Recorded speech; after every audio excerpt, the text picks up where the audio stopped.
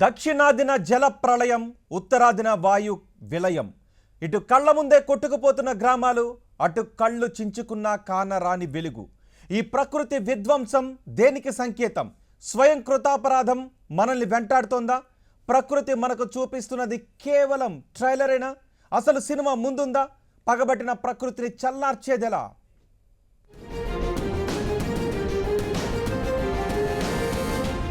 ఊరువాడ ఏకమైంది. ఒక్క వాయుగుండం అల్ల కల్లోలం చేసింది. రాయలసీమను అల్లాడించింది.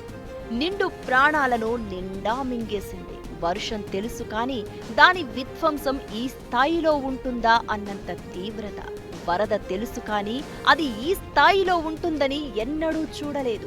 కలియుగ వైకుంఠం తిరుమలలో కూడా వరుణుడు బీభత్సం సృష్టించాడు. ఘాట్ రోడ్డు మొదలు టెంపుల్ వరకు ఎక్కడ చూసినా విధ్వంసమే.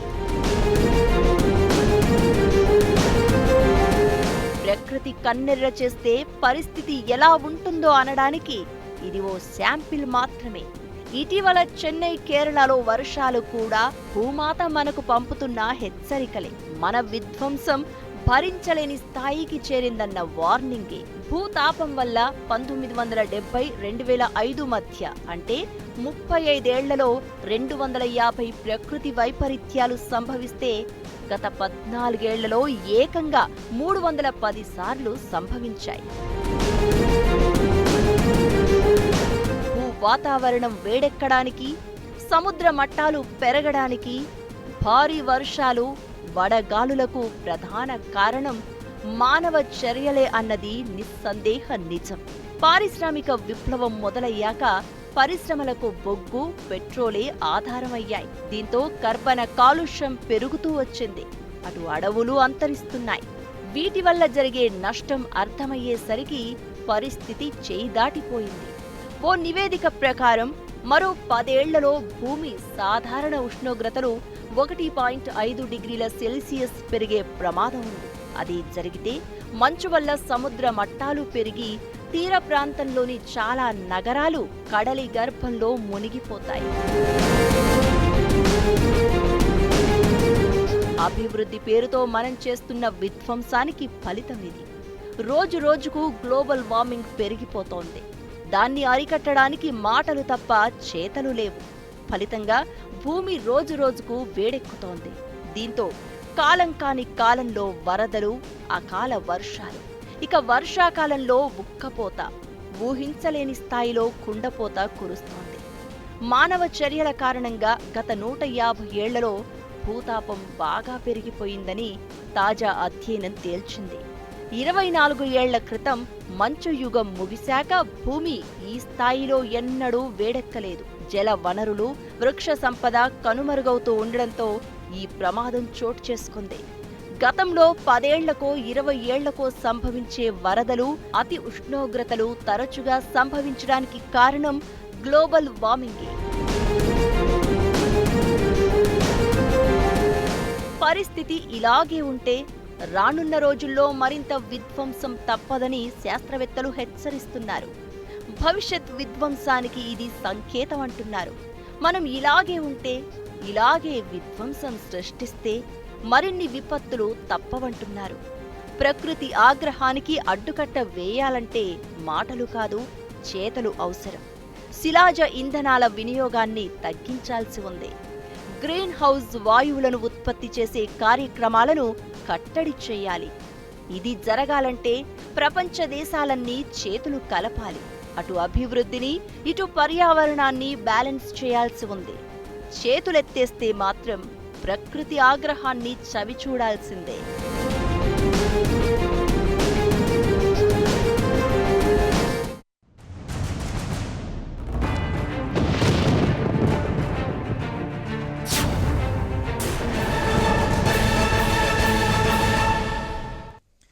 మనల్ని మనం కాపాడుకోవాలి అంటే మనం ప్రకృతిని కాపాడాల్సిందే. ఒకవేళ మనం ప్రకృతికి ఇదే విధంగా అపకారం చేసుకుంటూ వెళ్ళిపోతే, వినాశనాన్ని చేసుకుంటూ వెళ్ళిపోతే మరింత వినాశనాన్ని మనం చూసే పరిస్థితులు ఎంతో దూరంలో లేవు అని గణాంకాలు చెప్తున్నాయి, విశ్లేషకులు చెప్తున్నారు. సో మనల్ని కాపాడుకోవాలి అంటే, ప్రకృతిని కాపాడాలంటే ఏం చేయాలి? ఇదే అంశంపై మనం రచ్చబండలో చర్చించబోతున్నాం. ఈ రచ్చబండలో ఈ అంశంపై చర్చించడానికి మనకి అందుబాటులో ఉన్నారు వేములవాడ ఎమ్మెల్యే చెన్నమనేని రమేష్ గారు. జర్మనీలో అగ్రికల్చర్ అండ్ ఎన్విరాన్మెంట్ డిపార్ట్మెంట్లో ప్రొఫెసర్గా సుదీర్ఘకాలం సేవలను అందించారు. అలాగే Indo German climate change project హెడ్గా కూడా ఉన్నారు. నమస్తే అండి చెన్నమనేని రమేష్ గారు. నమస్తే అండి. అలాగే మనకి అందుబాటులో ఉన్నారు పురుషోత్తమ రెడ్డి గారు, పర్యావరణవేత్త. పర్యావరణానికి జరుగుతున్న హాని గురించి, నివారించాల్సిన విషయాల గురించి ఎన్నో సూచనలు చేశారు పురుషోత్తమ రెడ్డి గారు. నమస్తే అండి పురుషోత్తమ రెడ్డి గారు. మరికొద్దిసేపట్లో మనతో జాయిన్ అవుతారు సాయి ప్రణీత్, వెదర్మ్యాన్గా ప్రపంచానికి సుపరిచితులు. ఎన్నో సలహాలు సూచనలు ఇస్తూ ఎంతో మందిని నష్టాల బారి నుంచి బయటపడేశారు. మరికొద్దిసేపట్లో తిరుపతి నుంచి మనకు అందుబాటులో ఉంటారు. ముందుగా చెన్నమనేని రమేష్ గారు, మనం చూస్తూ ఉన్నాం, ఇప్పుడు మన కళ్ళ ముందే కనిపిస్తోంది తిరుపతిలో జరుగుతున్న వినాశనం. అటు మనకి ఢిల్లీలో కూడా కనిపిస్తోంది. ఢిల్లీలో గాలి పీల్చుకోవాలి అంటే పీల్చుకోలేని పరిస్థితి. తిరుపతిలో ఇంటిలో నుంచి కనీసం ఇంట్లో కూడా ఉండలేని పరిస్థితి. ఈ వైపరీత్యాలన్నీ మన కళ్ళ ముందే కనిపిస్తున్నాయి. గతంలో మనం వినేవాళ్ళం అక్కడ ఇలా జరిగిందంట అని, ఇప్పుడు మన చుట్టూనే జరుగుతున్నాయి. ఈ పరిస్థితులకు కారణం ఏమనుకోవాలండి?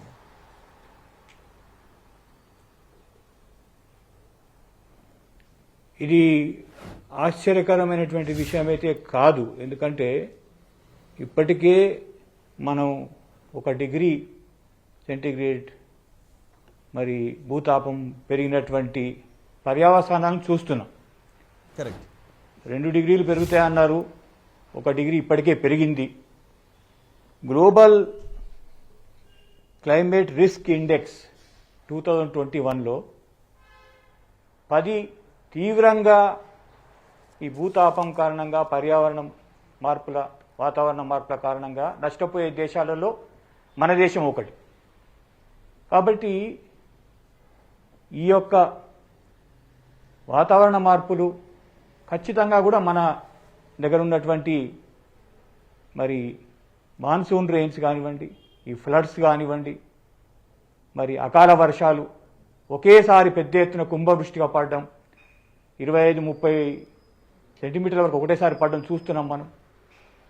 మరి హీట్ వేవ్స్ రావడం ఎండాకాలంలో, ఇవన్నిటిని కూడా 2009లోనే ప్రాజెక్ట్ చేయడం జరిగింది.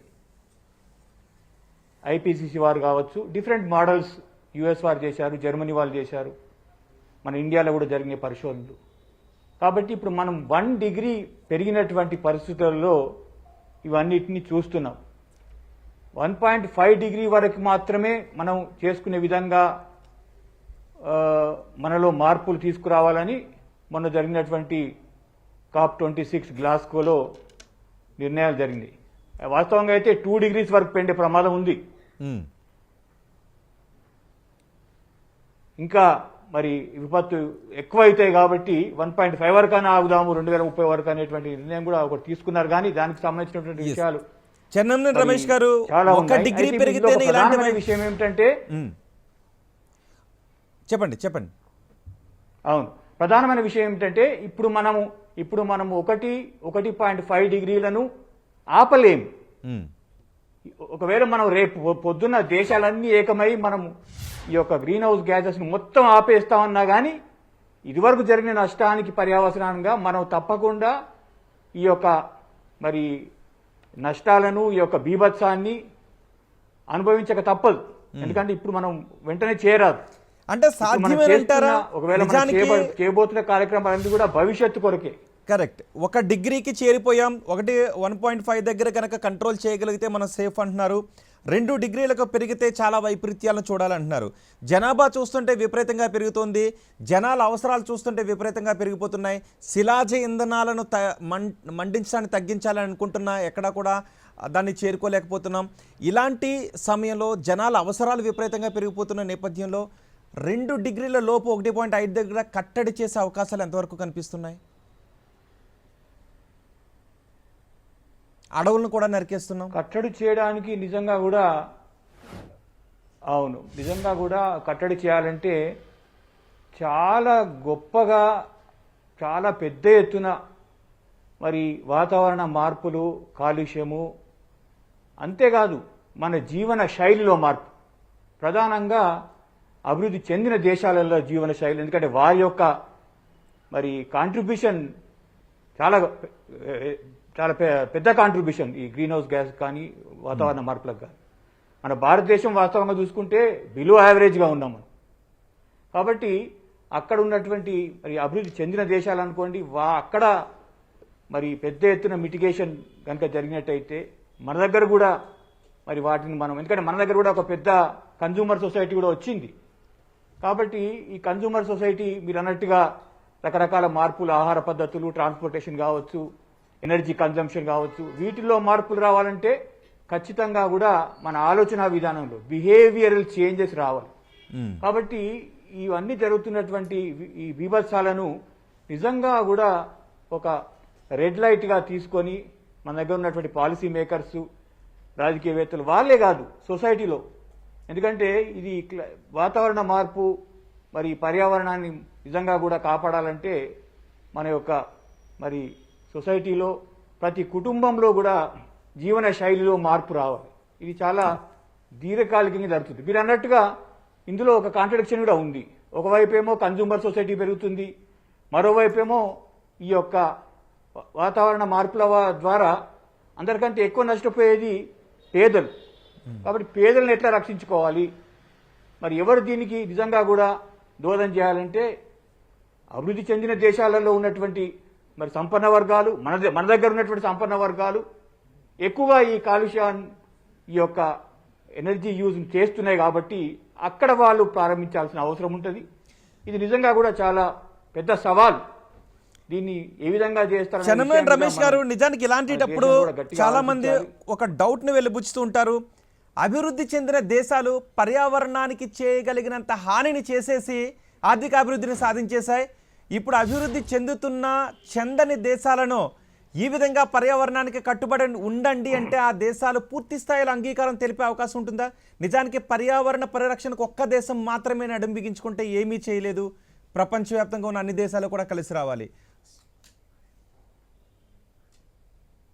అవును, మీరు అన్నది చాలా కరెక్ట్ అయినటువంటి విషయం. దాన్ని నేను సమర్థిస్తాను కూడా. అందుకొరకే ఈ మొన్న జరిగినటువంటి గ్లాస్గో కాన్ఫరెన్స్ కానీ, అంతకుముందు ప్యారిస్లో జరిగినప్పుడు కానీ, అభివృద్ధి చెందుతున్న దేశాలకు వాళ్ళకు అభివృద్ధి చెందడానికి అవసరమయ్యేటువంటి వనరులను, అవసరమయ్యేటువంటి మరి అన్ని రకాల ప్రోత్సాహాలను ఇవ్వాల్సిన అవసరం ఉన్నది, అభివృద్ధి చెందాల్సిన అవసరం ఉన్నది. కానీ ఎట్లాంటి అభివృద్ధి కావాలి? ఆ దేశాలు చేసినటువంటి తప్పులను మళ్ళీ మనం చేద్దామా, లేకపోతే మనం ఒక కొత్త పందాన్ని ఎన్నుకొని మరి పర్యావరణాన్ని రక్షించుకుంటూ అదేవిధంగా మరి గ్రీన్ టెక్నాలజీస్ తీసుకొని ముందుకెళ్తామా అనే విషయం మీద ఇది ఒక పెద్ద మన దేశానికి కావచ్చు, మన సొసైటీకి కావచ్చు పెద్ద సవాల్. మీరు అనేది 100% కరెక్ట్. ఆ దేశాలలో జరిగినటువంటి తప్పులు జరిగినాయి. ఇప్పుడు మనల్ని మరి వాళ్ళు కోరినట్టయితే మనం ఈ అభివృద్ధిని మనం ఆపలేం కదా. ఆపడం కూడా సామాజికంగా కరెక్ట్ అనేటువంటి విధానం కాదు. దాన్ని నేను ఏకీభవిస్తాను. కానీ ఇట్లాంటి పీఠముడు నుంచి బయటపడాలంటే అభివృద్ధి చెందుతున్న దేశాలతో కలిసికట్టుగా ఉండాల్సిన అవసరం ఉన్నది. కాబట్టి మరి ఇక్కడ మొన్న జరిగినటువంటి కాన్ఫరెన్స్లో కూడా చాలా రకాలుగా మరి కొత్త ఆలోచనలు వచ్చినాయి. మన ప్రధానమంత్రి గారు కూడా దీన్ని ఇప్పుడే మేము మొత్తం బొగ్గు ఉపయోగాన్ని ఇప్పుడే మేము వెనక్కి తీసుకోవడానికి వీల్లేదు, నిజంగా కూడా వీల్లేదు, అంచెలంచెలుగా తీసుకుంటామనేటువంటి ఒక ప్రతిపాదనగా వారు పెట్టడం జరిగింది. అది నిజంగా కూడా హేతుబద్ధంగా ఉంది. ఏది ఏమైనా చివరకు మార్పు కొరకు ఆ దేశాలు, అభివృద్ధి చెందుతున్న దేశాలు మరి ఒక నిర్దిష్టమైనటువంటి ఒక బాటను ఎన్నుకోవడం మాత్రం తప్పదు. ఎస్, అదే సమయంలో అభివృద్ధి చెందని దేశాలకు ఆర్థిక సహాయాన్ని అందిస్తూ వారిని బాటలోకి తీసుకుని రావాల్సిన అవసరం బహుశా కనిపిస్తుందేమోనండి. ఒకసారి మనకి సుబ్బారావు గారు పర్యావరణవేత్త కూడా ఉన్నారు. నమస్తే అండి సుబ్బారావు గారు. అలాగే పురుషోత్తం రెడ్డి గారు కూడా ఉన్నారు. పురుషోత్తం రెడ్డి గారు చాలాసేపు నుంచి ఉన్నారు. పురుషోత్తం రెడ్డి గారు, ఎస్, మనం ఇప్పుడు మన కళ్ళ ముందు చూస్తున్నాం తిరుపతితో సహా రాయలసీమ జిల్లాలు ఏ విధంగా అల్లాడిపోతూ ఉన్నాయో, అటు ఢిల్లీలో కూడా వాయు కాలుష్యం ఏ స్థాయిలో ఉందో. ఏం చేస్తున్నామండి మనం పర్యావరణానికి? మనం ఏం చేస్తలేమనే కదా ఇంత ఇది. మనం ఏం చేస్తలేము. ఇండియాలో ఏ ఒక్క పొలిటికల్ పార్టీ కూడా పర్యావరణాన్ని కాపాడుతామని కంకణం కట్టుకోలేదు. They have never committed themselves for ఇది ఒక major paradigm shift in favour of sustainable development goals. ఒక్క పార్టీ కూడా చూపించాలి. అండ్ ఇక్కడనే కాదు, మొత్తం ప్రపంచం మీద ప్రతి దేశంలో అక్కడ ఉన్నటువంటి దేశాధినేతలు కార్పొరేట్స్ గుప్పిట్లలో ఉన్నారు, ఆయా దేశం యొక్క కార్పొరేట్స్. మొన్న ప్రైమ్ మినిస్టర్ మాట్లాడింది కూడా రెస్పాన్సిబుల్ కాన్వర్జేషన్ కాదు అది. ఆయన ఒక బాధ్యత గల వ్యక్తిగా మాట్లాడలేదు. ఏదో ఒక దేశం యొక్క ప్రధానమంత్రి కానీ ఒక గ్లోబల్ లీడర్గా మాట్లాడవలసిన పద్ధతిలో ఆయన మాట్లాడలేదు. సో ఈ ఇష్యూ చాలా సీరియస్. మన ముందు డేవిడ్ అటెన్బరో చెప్పినట్టు Yamadharmaraju, I mean 6th mass extension, we are face to face with 6th mass extension. ఇప్పటికి కూడా మనం మారకపోతే మనం వీఆర్ ఆల్ అంటే planet earth is compared to a ship and the ship is sinking. ఈ టైంలో కూడా మనం ఒకరినొకరు బ్లేమ్ చేసుకుంటూ పోతున్నాం. కానీ ఒక సీరియస్గా కూర్చొని చేయాల్సిన పనుల పట్టిక అందరికీ తెలుసు. అంటే ఏం చేయాలంటారు? ఒక నిమిషం మీరు మధ్యన డిస్టర్బ్ చేయొద్దు. ఎందుకంటే అందరికీ తెలుసు 1992లోనే ఎప్పుడైతే United nations framework convention on climate change అది ఏర్పాటైందో దాని ఆధ్వర్యాన ఈ కాన్ఫరెన్స్ ఆఫ్ పార్టీస్ జరుగుతున్నాయి. ఇప్పుడు 26th మన అయిపోయింది. కానీ అదే కాన్ఫరెన్స్ లో ఇంకో 3 నిర్ణయాలు తీసుకున్నారు కదా. ఏజెండా 21 అంటే ఈ భూమండలానికి ఒక హీలింగ్ టచ్, అసలు అభివృద్ధి ఎలా ఉండాలి అని దాన్ని ఇంక్లూడ్ చేస్తూ ఆ పద్ధతిలో హీలింగ్ టచ్ ఇవ్వడానికి ఏజెండా 21 అని ఆల్రెడీ వాళ్ళు చెప్పారు. ప్రపంచ దేశాలన్నీ ఆమోదించినాయి.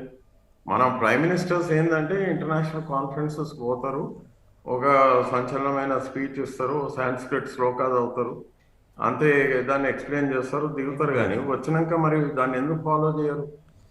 చాలా సీరియస్ ఇష్యూ ఇది, life and death issue. Why are we going on postponing it? తర్వాత డెవలప్మెంట్ ఎలా ఉండాలని వరల్డ్ కమిషన్ రిపోర్ట్లో WCED world commission on environment development. Purushottam Reddy గారు, ఒక్క నిమిషం అండి. మనం ఎలాంటి డెవలప్మెంట్ ని సాధిస్తాం, ఎలాంటి డెవలప్మెంట్ ని సాధించాలనే విషయం గురించి చెప్తానంటున్నారు. బిఫోర్ దట్ మీ వీడియో ఒకసారి కట్ అయింది, ఒకసారి మీరు ఆఫ్ చేసి మళ్ళీ ఆన్ చేయండి, మా వాళ్ళు రీకనెక్ట్ చేస్తారు. ఈలోపు ఒకసారి సుబ్బారావు గారితో మాట్లాడదాం. ఎస్ సుబ్బారావు గారు, నమస్తే అండి. సుబ్బారావు గారు, మనం గత 50 ఏళ్ల నుంచి పోల్చుకుంటే ఇప్పుడు ఈరోజు మనం ఎలాంటి పర్యవసానాలు అనుభవించటానికి సిద్ధంగా ఉన్నాం? ఇప్పుడు మనం ప్రకృతికి చేస్తున్న హానితో అంటే ఏం చెప్పగలుగుతారండి?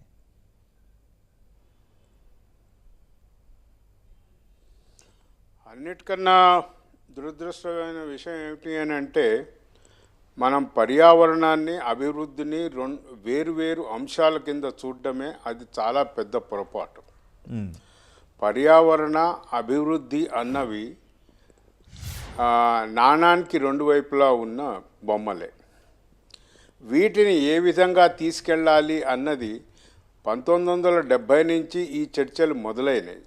సుస్థిరాభివృద్ధి అన్నది, ఈ సుస్థిరాభివృద్ధి గురించి మనం అసలు ఎప్పుడూ పట్టించుకోవడం లేదు. ఎప్పుడు కూడా మనము పర్యావరణకిను అభివృద్ధికి ఏదో పెద్ద పరుగు పందాలు పెట్టేస్తూ మనం దేన్ని అర్థం చేసుకోకుండా అభివృద్ధిని మనం సాధించాలని వెళ్తున్నాము. ఉదాహరణగా ఈరోజు హైదరాబాద్ నగరానికే సస్టైనబుల్ డెవలప్మెంట్ అవార్డు అంటూ కేంద్ర ప్రభుత్వం ఇచ్చింది. ఆ ఇచ్చిన వాళ్ళు ఏ క్రైటీరియా మీద ఇచ్చినారో ఎవరికీ తెలీదు, తీసుకునే వాళ్ళకి ఏ క్రైటీరియా మీద ఇచ్చారో అంతకన్నా తెలీదు. మరి ఈ అభివృద్ధి పర్యావరణకి ఎటువంటి సమన్వయాన్ని మనం చేకూర్చుకోగాలి అన్నది ఆలోచన మన దేశంలో వచ్చిన రోజే మనం ఈ పర్యవసానాలను ఎలా అరికట్టగలుగుతాము అన్నదానికి కూడా పరిష్కారాలు వస్తాయి. అంటే అలాంటి ఆలోచన చేయట్లేదు అంటారా? ఒకవేళ అలాంటి శుభ్రంగా చేయడం లేదు, ఎటువంటి సూచనలు చేస్తారు? అయ్యా, ముందు చేయడం లేదు అనడానికి నేను ఉదాహరణ చెప్తాను. అభివృద్ధి చేయడానికి నువ్వు చెరువుల్ని కబ్జాలు చేయాల్సిన పని లేదు.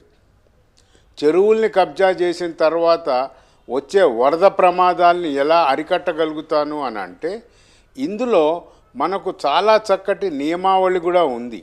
ఏది రెవెన్యూ డిపార్ట్మెంట్ కానీ ఇరిగేషన్ యాక్ట్ ప్రకారం కానీ వాటిలో ఇచ్చిన నిబంధనల ప్రకారంగా అనుగుణంగా మనం ఎందుకు అభివృద్ధిని అమలు చేయడం లేదు? ఒక్క ప్రశ్న. మనము మనకున్న నియమావళి ప్రకారంగా అభివృద్ధిని చేస్తున్నామా? లేదే. ఈరోజు నేను హఫీజ్ నగర్ ఏది so called world class city model infrastructure అన్న శరిలింగంపల్లిలో 200 ఇళ్లకు పైగా సెప్టిక్ ట్యాంక్సే లేవు. డైరెక్ట్గా సెప్టేజీ చెరువుల్లోకి కాలవల్లోకి వదిలేస్తున్నారు. ఇది అభివృద్ధి అనాలా, అనాగరికత అనాలా? ఏ విధంగా మనం తీసుకుంటాం? మనం కేవలం స్టూడియోల్లో కూర్చొని ఎయిర్ కండిషన్ రూమ్లో కూర్చొని వాదించుకుంటూ మాట్లాడుతున్నామే కానీ గ్రౌండ్ రియాలిటీని అసలు ఎంతమంది వెళ్ళి చూస్తున్నారు? అది చాలా ఇంపార్టెంట్ అండి. ఎందుకు అనంటే ఎటువంటి అభివృద్ధి కావాలి అనంటే కేవలం గచ్చిబౌలిలో షేర్లింగం మన బయోడైవర్సిటీ పార్క్ దగ్గరగా ఆపోజిట్ టు కేర్ హాస్పిటల్ 160 పెద్ద పెద్ద కాంప్లెక్సెస్లో సెప్టిక్ ట్యాంక్ లేదు. ఇది అభివృద్ధి అంటారా మీరు? అందులోంచి వచ్చే మలమూత్రాలు అన్నీ కూడా కాజాగూడ చెరువులోకి వెళ్తున్నాయి. దీన్ని అభివృద్ధి అంటామా మనం? సో మనం గ్రౌండ్ లెవెల్లో చేయాల్సింది చేయడం లేదు అని అంటున్నారు సుబ్బారావు గారు. ఒకసారి మనం చెప్పండి నాకు. మనం రమేష్ గారితో కూడా మాట్లాడదామండి. రమేష్ గారు, గ్రౌండ్ లెవెల్లో మనం చేయాల్సినటువంటి ప్రయత్నాలు చేయాల్సినటువంటి పనులు చేయట్లేదు, నియమావళికి అనుగుణంగా పర్యావరణ రక్షణ చర్యలు చేపట్టడం లేదు అని అంటున్నారు. ఎస్, అంతేకాదు ఇప్పుడు మనకున్న అందుబాటులో ఉన్న టెక్నాలజీతో సాంకేతిక విప్లవంతో ప్రకృతి వైపరీత్యాలను ముందుగా పసిగట్టి సాధ్యమైనంత మేర ప్రాణ నష్టాన్ని తగ్గించగలుగుతున్నాం. ప్రాణ నష్టాన్ని పూర్తిగా అరికట్టలేకపోతున్నాం. ఇప్పటికీ తిరుపతిలో, రాయలసీమ జిల్లాలో ఎంతమంది చనిపోయారో చూసాం. అలాగే ప్రకృతి వైపరీత్యాలు సంభవించినప్పుడు ప్రపంచవ్యాప్తంగా ఎన్ని వేల మంది ప్రాణాలు కోల్పోతున్నారో మనం చూస్తున్నాం.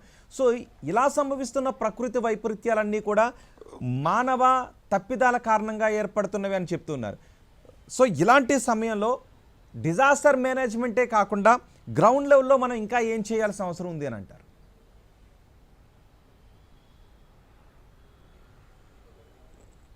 వాస్తవంగా సుబ్బారావు గారు చెప్పిన దాన్ని నేను ఏకీభవిస్తాను. వారు చెరువుల గురించి చెప్పినటువంటి విషయం మనం చాలా హైదరాబాద్లోనే చూడవచ్చు. ఏ విధంగా అవి కబ్జాకు గురైనవి, ఏ విధంగా అవి వరదలకు దోహదపడుతున్నవి, ఇవన్నీ కూడా మనం చూస్తున్నాం. అయితే ఇవి మానవులు చేసినటువంటి తప్పిదం వలనే ఇప్పుడు జరుగుతున్నటువంటి పర్యావరణంలో ఇప్పుడు జరుగుతున్నటువంటి భూతాపం వస్తుందనేది అంతర్జాతీయంగా అందరూ ఒప్పుకున్నటువంటి విషయం. దాంట్లో వేరే అభిప్రాయం లేదు. కాబట్టి మనము క్షేత్రస్థాయి నుంచి మొదలు పెడితే అన్ని రంగాలలో కూడా ఒక కొత్త విధానాలను, కొత్త మార్పును అత్యంత శ్రద్ధతో చేయాల్సినటువంటి ఆవశ్యకత మాత్రం ఖచ్చితంగా ఉంది. అయితే మీరు అన్నట్టు ఇందులో ఒక పెద్ద సమస్య కూడా ఉన్నది. ఈ విపత్తులు అనే వాటిని ముందుగా కనీసం మీరు అన్నట్టుగా ప్రాణ నష్టం కానీ, ఆస్తి నష్టం కానీ, ప్రధానంగా పేదలకు జరిగేటువంటి ప్రమాదం ఇదివరకే ఉంది. అది ఇంకా వచ్చేటువంటి 30 సంవత్సరాలు 2030 వరకు అది జరుగుతుంది. దాన్ని ఆపలేం మనం. కాబట్టి మన మానవాళి చేసినటువంటి పొరపాట్లు పెద్ద ఎత్తున అభివృద్ధి చెందిన దేశాలు సుమా, మన దగ్గర కూడా సంపన్న వర్గాలు అని చెప్పాలి. ఎందుకంటే కార్బన్ ఫుట్ ప్రింట్ తీసినట్టయితే ఎవరు ఈ యొక్క భూతాపానికి ఎంతవరకు దోహదపడుతున్నారని లెక్కలు మనం తీయచ్చు. అవి సంపన్న వర్గాలు, సంపన్న దేశాలు, వాళ్ళు ఎక్కడున్నా కానీ వాళ్ళ యొక్క పాత్ర పెద్దదిగా ఉన్నది. అయితే మరి వచ్చే కాలంలో కొత్త పాలసీలు, కొత్త రకమైనటువంటి చట్టాలు కావచ్చు, మార్పులు కావచ్చు రావాలంటే ఖచ్చితంగా కూడా మనకున్నటువంటి పరిజ్ఞానాన్ని మరి అందరి యొక్క భాగస్వామ్యం ద్వారా చేసినప్పుడే అది సాధ్యమయ్యేటువంటి అవకాశం ఉంటుంది. కాబట్టి మనందరికీ తెలుసు వాతావరణ మార్పులో పాలసీ రెస్పాన్సెస్ రెండు ఉన్నాయి, ఒకటి మిటిగేషన్, ఇంకోటి అడాప్టేషన్. అడాప్టేషన్ అంటే మీరు అన్నట్టు డిజాస్టర్ మేనేజ్మెంట్ కానివ్వండి, ఇతరత్ర కార్యక్రమాల ద్వారా ఇప్పుడు వచ్చేటువంటి మరి సంభవించేటువంటి ప్రకృతి రీత్యా ఇతరత్ర సంభవించేటువంటి నష్టాల వచ్చేటువంటి వాటిని మనం సిద్ధపడటం అన్ని రంగాలలో. At the same time mitigation కూడా జరగాల్సిన అవసరం ఉంది. అంటే ఈ గ్రీన్ హౌస్ గ్యాసెస్ ఎక్కడి నుంచి అయితే వస్తున్నాయో వాటిలో తగ్గిస్తేనే మళ్ళీ 2030 తర్వాత ఇంకా పెరగకుండా ఉండటానికి దోహదం అవుతుంది. కాబట్టి మిటిగేషన్, అడాప్టేషన్ అనేవి రెండు కూడా కలిసికట్టుగా వెళ్లాల్సిన అవసరం ఉంది. మిటిగేషన్ ఖచ్చితంగా కూడా సంపన్న దేశాలు ఎక్కడైతే 75% గ్రీన్ హౌస్ గ్యాసెస్కు వాళ్ళు కారణమవుతున్నారో అక్కడ పెద్ద ఎత్తున జరగాలి. మరి మన దగ్గర వచ్చేంటి 10-12 సంవత్సరాల లోపలనే మరి 1.5 degrees పెరుగుతుంది. కాబట్టి ఇక్కడ మనము మిటిగేషన్ చేసుకుంటూనే అడాప్టేషన్ మీద పెద్ద ఎత్తున కాన్సన్ట్రేట్ చేయాల్సిన అవసరం ఉంటుంది. కాబట్టి మన ఆలోచన విధానంలో కూడా మార్పులు రావాలి. ఎన్వైరన్మెంట్ అంటే కొంతమంది చెట్లు నాటితే ఎన్వైరన్మెంట్, చెట్లు నాటితే పర్యావరణం రక్షించినట్టు అవుతుంది, లేకపోతే వాతావరణ మార్పులు తగ్గిపోతాయనేటువంటి విషయాలు కూడా చెప్తుంటే అది నిజంగా కూడా కరెక్ట్ కాదు. ఒక ఉదాహరణ, జర్మనీలో 40% కంటే ఎక్కువ అడవులు ఉన్నాయి. కానీ జర్మనీయే ఒక 10-15 దేశాలు ఏవైతే గ్రీన్ హౌస్ గ్యాస్కు కాంట్రిబ్యూట్ చేస్తున్న వాటిలో జర్మనీ ఒకటి. కరెక్ట్. అట్లాగే అమెరికా కావచ్చు, ఇతర దేశాలు కావచ్చు. కాబట్టి పర్యావరణం అనేది ఒక క్రాస్ సెక్షన్గా మెయిన్ స్ట్రీమ్గా జరగాలి. మెయిన్ స్ట్రీమ్ అంటే ఏంటి? విద్యలో, వైద్యంలో, రహదారుల్లో, మాస్టర్ ప్లాన్ వేసేటప్పుడు, వ్యవసాయంలో, ఇండస్ట్రీస్లో, ఖచ్చితంగా రవాణాలో. రమేష్ గారు, మన జీవన శైలిలో కూడా అభివృద్ధి చెందిన దేశాలు ఇదేదో ఒకటే. అభివృద్ధి చెందిన దేశాలు ఈ గ్రీన్ హౌస్ వాయువులను వెలువరచడంలో ప్రధాన పాత్ర పోషిస్తూ ఉన్నాయి. అదే సమయంలో ప్రపంచానికి చెబుతున్నాయి గ్రీన్ హౌస్ వాయువులను తగ్గించడానికి మనం చర్యలు తీసుకోవాలని. మన COP26 సదస్సు కూడా జరిగింది, అది కూడా అంతంత మాత్రంగానే జరిగింది. పర్యావరణానికి మేలు చేసే విధంగా ఎటువంటి కార్యాచరణను రూపొందించే విధంగా పూర్తి స్థాయిలో ఉపయోగపడలేదు అండి. అంటే మనం సమావేశాలకు కేవలం ఇలాంటి వేదికలకే పరిమితం అవుతున్నామా? కార్యాచరణకు దూరంగా ఉంటున్నామా?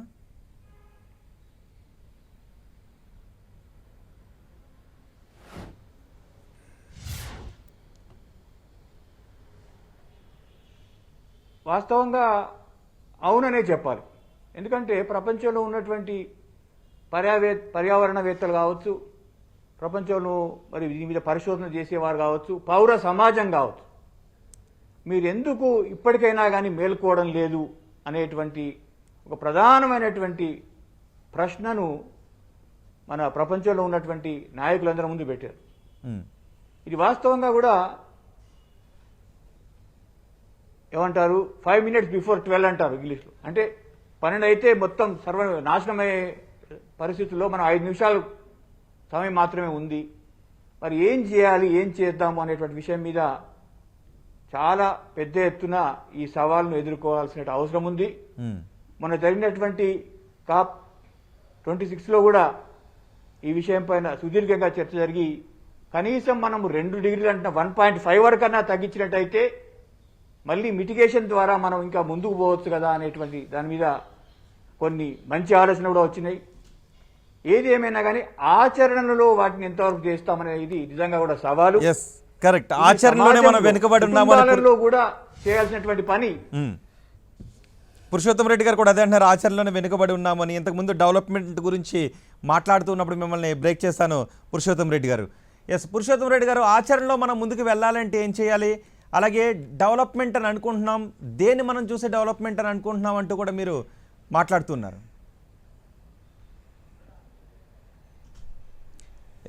పురుషోత్తం రెడ్డి గారు కాల్ కట్ అయింది, మరి కొద్దిసేపట్లో మనకు అందుబాటులోకి వస్తారు, ఆయనతో మనం మాట్లాడదాం. సుబ్బారావు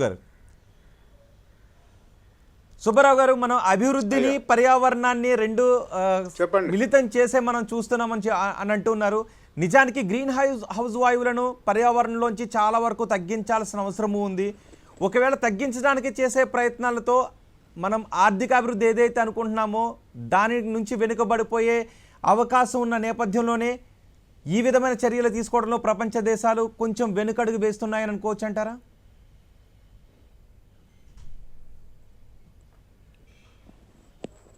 అది అవగాహన లోపం అండి. అది డెవలపింగ్ కంట్రీ అయి ఉండొచ్చు, డెవలప్డ్ కంట్రీ అయి ఉండొచ్చు. డెవలప్డ్ కంట్రీ కొద్దిగా యారోగెంట్గా వెళ్తుంది, డెవలపింగ్ కంట్రీలో కొంచెం అవగాహన లోపంతో జరుగుతుంది. ఎందుకు అని అంటే ఇందాక డాక్టర్ రమేష్ గారు చాలా చక్కగా చెప్పారు. అసలు కార్యాచరణలో అమలు చేయడంలో మనం చాలా వెనకబడి ఉన్నాం. అది 100% కరెక్టు, ఆయనతో నేను ఏకీభవిస్తాను. ముఖ్యంగా నేను కొన్ని విషయాలు మీ ముందు ఉంచదలుచుకున్నాను. డాక్టర్ రమేష్ గారే 2007, 2008 ప్రాంతంలో ఒక జర్మన్ ప్రాజెక్టు ద్వారా క్లైమేట్ చేంజ్ అండ్ సిటీస్ అన్నది హైదరాబాద్ నగరానికే ఆయన ఒక రిపోర్టును, నివేదికను తయారు చేయించారు కూడా. అందులో ఏదో కొంత పాళ్ళు నేను కంట్రిబ్యూట్ చేశాను బిగినింగ్లో. ఆ రిపోర్టుని మరి ఇప్పుడున్న ప్రభుత్వం ఎందుకు ప్రణాళిక రూపంలోకి తీసుకురాలేకపోతుంది, కనీసం చర్చించలేకపోతుంది? మరి ఇప్పుడు డాక్టర్ రమేష్ గారు కూడా అందులో భాగమే కదా, ఇప్పుడున్న ప్రభుత్వంలో భాగమే కదా. ఆ రిపోర్టునే పక్కన పారేసింది అని అంటే దానికి అసలు అమలు చేయాల్సిన బాధ్యతే లేదనుకుంటుంది. రెండో విషయం చెప్పమంటారా? మీ ఛానల్ ద్వారానే ఈ డిబేట్ కూడా మీరు పెడితే నేను చాలా సంతోషిస్తాను. State government climate action plan అన్నది ఒక రిపోర్టును తీసుకొచ్చింది. ఆ రిపోర్టు వచ్చిందని ప్రభుత్వ అధికారులు ఎవరైనా బయటికి వెల్లడించారా? లేక కేవలం మేము కూడా ఒక రిపోర్ట్ రాశాము అని సంకలు గుద్దుకుంటున్నారా? ఎందుకండి ఈ నాయకత్వాలు? ఇంకోటి, రాష్ట్ర ప్రభుత్వమే ఇలా ఉంది అని అంటే కేంద్ర ప్రభుత్వం ఇంకా నిద్రపోతోంది. కేంద్ర ప్రభుత్వం అసెస్మెంట్ రిపోర్ట్ తీసుకొచ్చింది. అసెస్మెంట్ రిపోర్ట్ తీసుకొచ్చిన తర్వాత అది పబ్లిక్ డొమైన్లో అసలు దొరకనే లేదు. అసలు ప్రజలకి ఏం రిపోర్టు తీసుకొచ్చాము అన్నది లేదు. దాని తర్వాత క్లైమేట్ నేషనల్ యాక్షన్ ప్లాన్ అని కేంద్ర ప్రభుత్వం తీసుకొచ్చింది. అది ఎంతవరకు అమలైంది, ఏ ఏ రంగాల్లో అమలైనది అన్నది ప్రోగ్రెస్ రిపోర్ట్ అన్న ప్రజలకు ఇచ్చారా? మరి అభివృద్ధి అసమానతలు మన దేశంలోనే ఉన్నాయి కదా. ఆదిలాబాద్ నుంచి చూసుకుంటే మీరు హైదరాబాద్ దాకా ఎంతో అసమానతలు ఉన్నాయి. మరి ఏ విధంగా మనం నిజంగా చిత్తశుద్ధితోటి మనం కార్యాచరణలోకి తీసుకొద్దామని అనుకుంటున్నారా మన నాయకులు? లేకపోతే అందరూ పోయి కొంచెం ఏదో మీటింగ్లోకి పోయొద్దాం, కొంచెం తినొద్దామని ఉంది. కానీ ఒక్క మాట నేను చెప్తానండి, ఏది ఏమైనా కానీ అభివృద్ధి చెందిన దేశాలు ఈ రోజుకి UN కాన్ఫరెన్సెస్ అన్నింటికీ ఈ మాత్రమైన ప్లాట్ఫామ్స్ ఇస్తున్నాయి అని అంటే అది వాళ్ళ కంట్రిబ్యూషన్. ఎప్పుడూ మనము భారతదేశం ఏం అడుక్కుందామా అని పోతుంది, వాడు నేను ఇది ఇవ్వను అని అభివృద్ధి చెందిన దేశాలు అంటారు. అభివృద్ధి చెందని దేశాల గురించి ఎప్పుడు మాట్లాడతాం? ఆఫ్రికా గురించి ఎప్పుడు మాట్లాడతాం? సౌత్ అమెరికా గురించి మనం ఎప్పుడు మాట్లాడతాం? వాళ్ళని మర్చిపోయామే. వాళ్ళు ఈ భూమి మీదే లేనట్టుగా మనం బిహేవ్ చేస్తున్నామే. అసలు గ్లోబలైజేషన్ పూర్తిగా ఫెయిల్ అయింది అనడానికి COP26 ఒక నిదర్శనం. Okay, it is not COP26, it is not convention of parties, it is convention of Neros. ఎలా జరిగింది తెలుసా? కొంప అంటుకుంటూ ఉంటే చుట్టకు అగ్గి దొరికింది అని ఎవడో సంతోషపడ్డాట. COP26లో ఒరిగింది ఏమీ లేదు. నెక్స్ట్ COP27 కూడా జరగబోతోంది. COP27 నుంచి ఏం ఆశించవచ్చు అంటారు?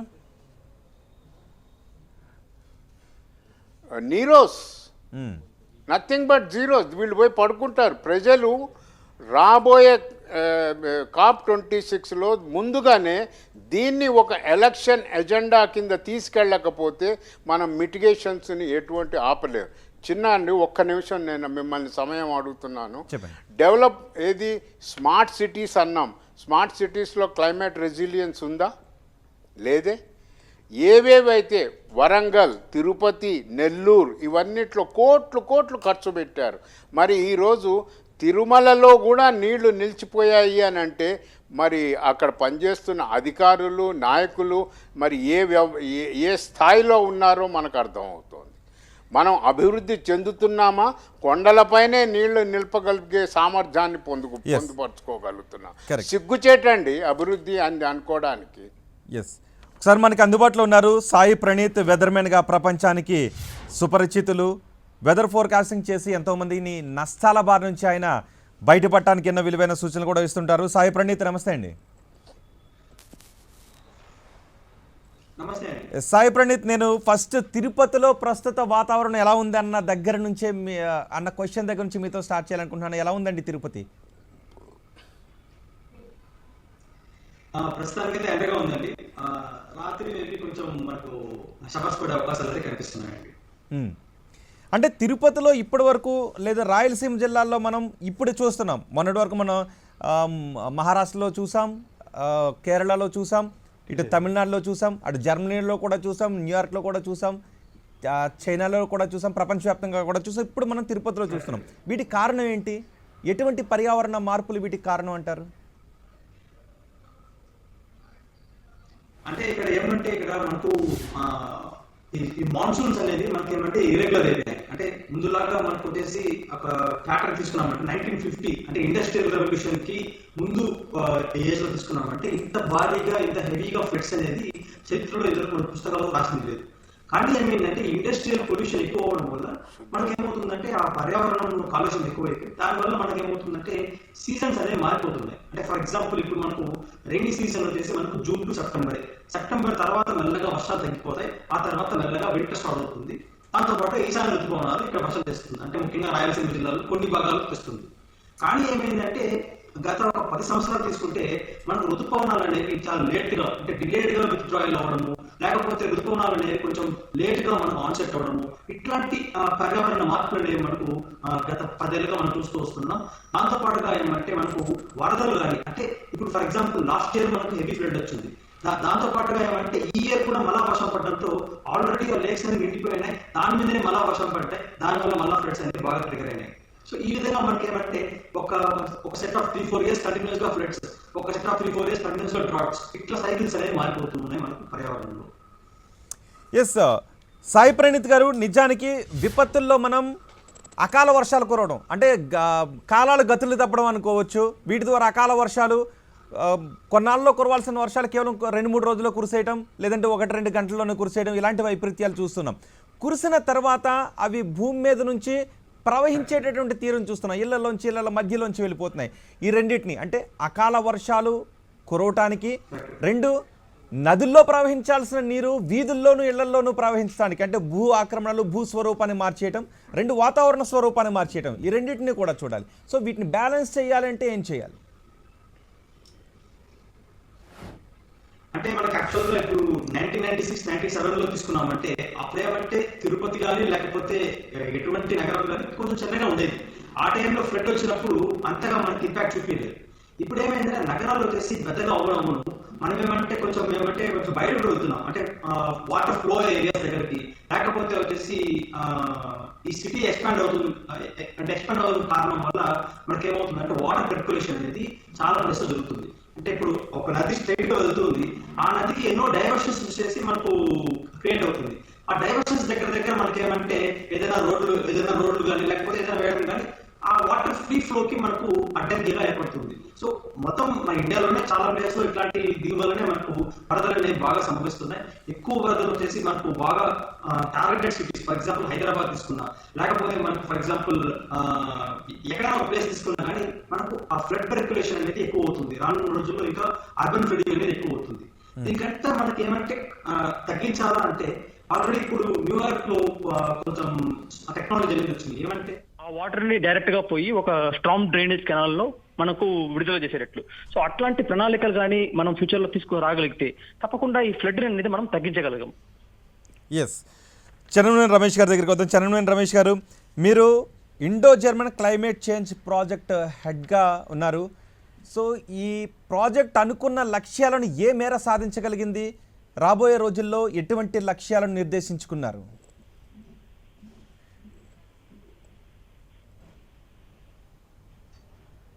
ఈ ప్రాజెక్టు 2009లో సుబ్బారావు గారు చెప్పినట్టు ఒక యాక్షన్ ప్లాన్ ఇక్కడ ఉన్నటువంటి మెట్రోపాలిటన్ డెవలప్మెంట్ అథారిటీకి భవిష్యత్తులో ఏ కార్యక్రమాలు తీసుకుంటే బాగుంటుంది అని చెప్పి ఒక పాలసీ రికమెండేషన్స్ కూడా ఇవ్వడం జరిగింది. అయితే ప్రధానంగా ఇందులో మనం చూడవలసిన విషయం ఏమిటంటే పర్యావరణము, వాతావరణ మార్పులు, వీటి యొక్క ప్రభావము ఎంతవరకు ఉంటుంది అని తెలియజేయడానికి కొరకు డెక్కన్ రీజియన్లో మరి ఇక్కడ డెవలప్ చేసినటువంటి క్లైమేట్ మోడల్స్తో 2 విషయాలు ప్రధానంగా అప్పుడు చెప్పడం జరిగింది. Frequent strong monsoon rain events ఒకటి వస్తాయి, రెండోదేమో ఎక్స్ట్రీమ్ హాట్ డేస్ పెరిగే అవకాశం ఉంది. వీటి ద్వారా ఇదివరకే ఫ్రాజైల్గా ఉన్నటువంటి పర్యావరణం, ఇంతకుముందు సుబ్బారావు చెప్పినట్టు చెరువులలో కానీ ఇతరత్ర కానీ పెద్దగా ఫ్లడ్స్ వచ్చే అవకాశం ఉంది.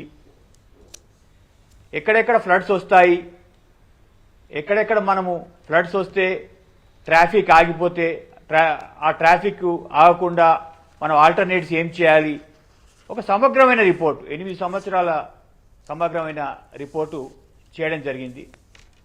అయితే ఆ రిపోర్టుకు సంబంధించినటువంటి కొన్ని అంశాలు మరి హైదరాబాద్ మరి లాంగ్ టర్మ్ మాస్టర్ ప్లాన్లో తీసుకున్నారు, కానీ మళ్ళీ వాటి అమలులో వచ్చినప్పుడు పెద్ద ఎత్తున అక్కడ మరి వాటిని అమలు చేయడంలో విఫలమైనారని కూడా చెప్పవచ్చు ఇక్కడ. అయితే ఈ యొక్క పాలసీ ఫెయిలియర్ అనేది, దీనికి ఉన్న ప్రాధాన్యతను ముందు పెట్టాలనేది ఇక్కడనే కాదు, ప్రపంచవ్యాప్తంగా కూడా ఇక్కడ మరి రాజకీయవేత్తల నుండి ఇతరత్ర అడ్మినిస్ట్రేటర్స్ అనండి వైఫల్యం చెందారనే దాని మీద చర్చ కూడా అవసరం లేదు. అంటే ఎందుకు ప్రభుత్వాలు వైఫల్యం చెందుతున్నాయి, దాని గురించి వాస్తవంగా ఎందుకు ప్రభుత్వాలు వైఫల్యం చెందుతున్నాయి? ఎందుకంటే దీంట్లో మనము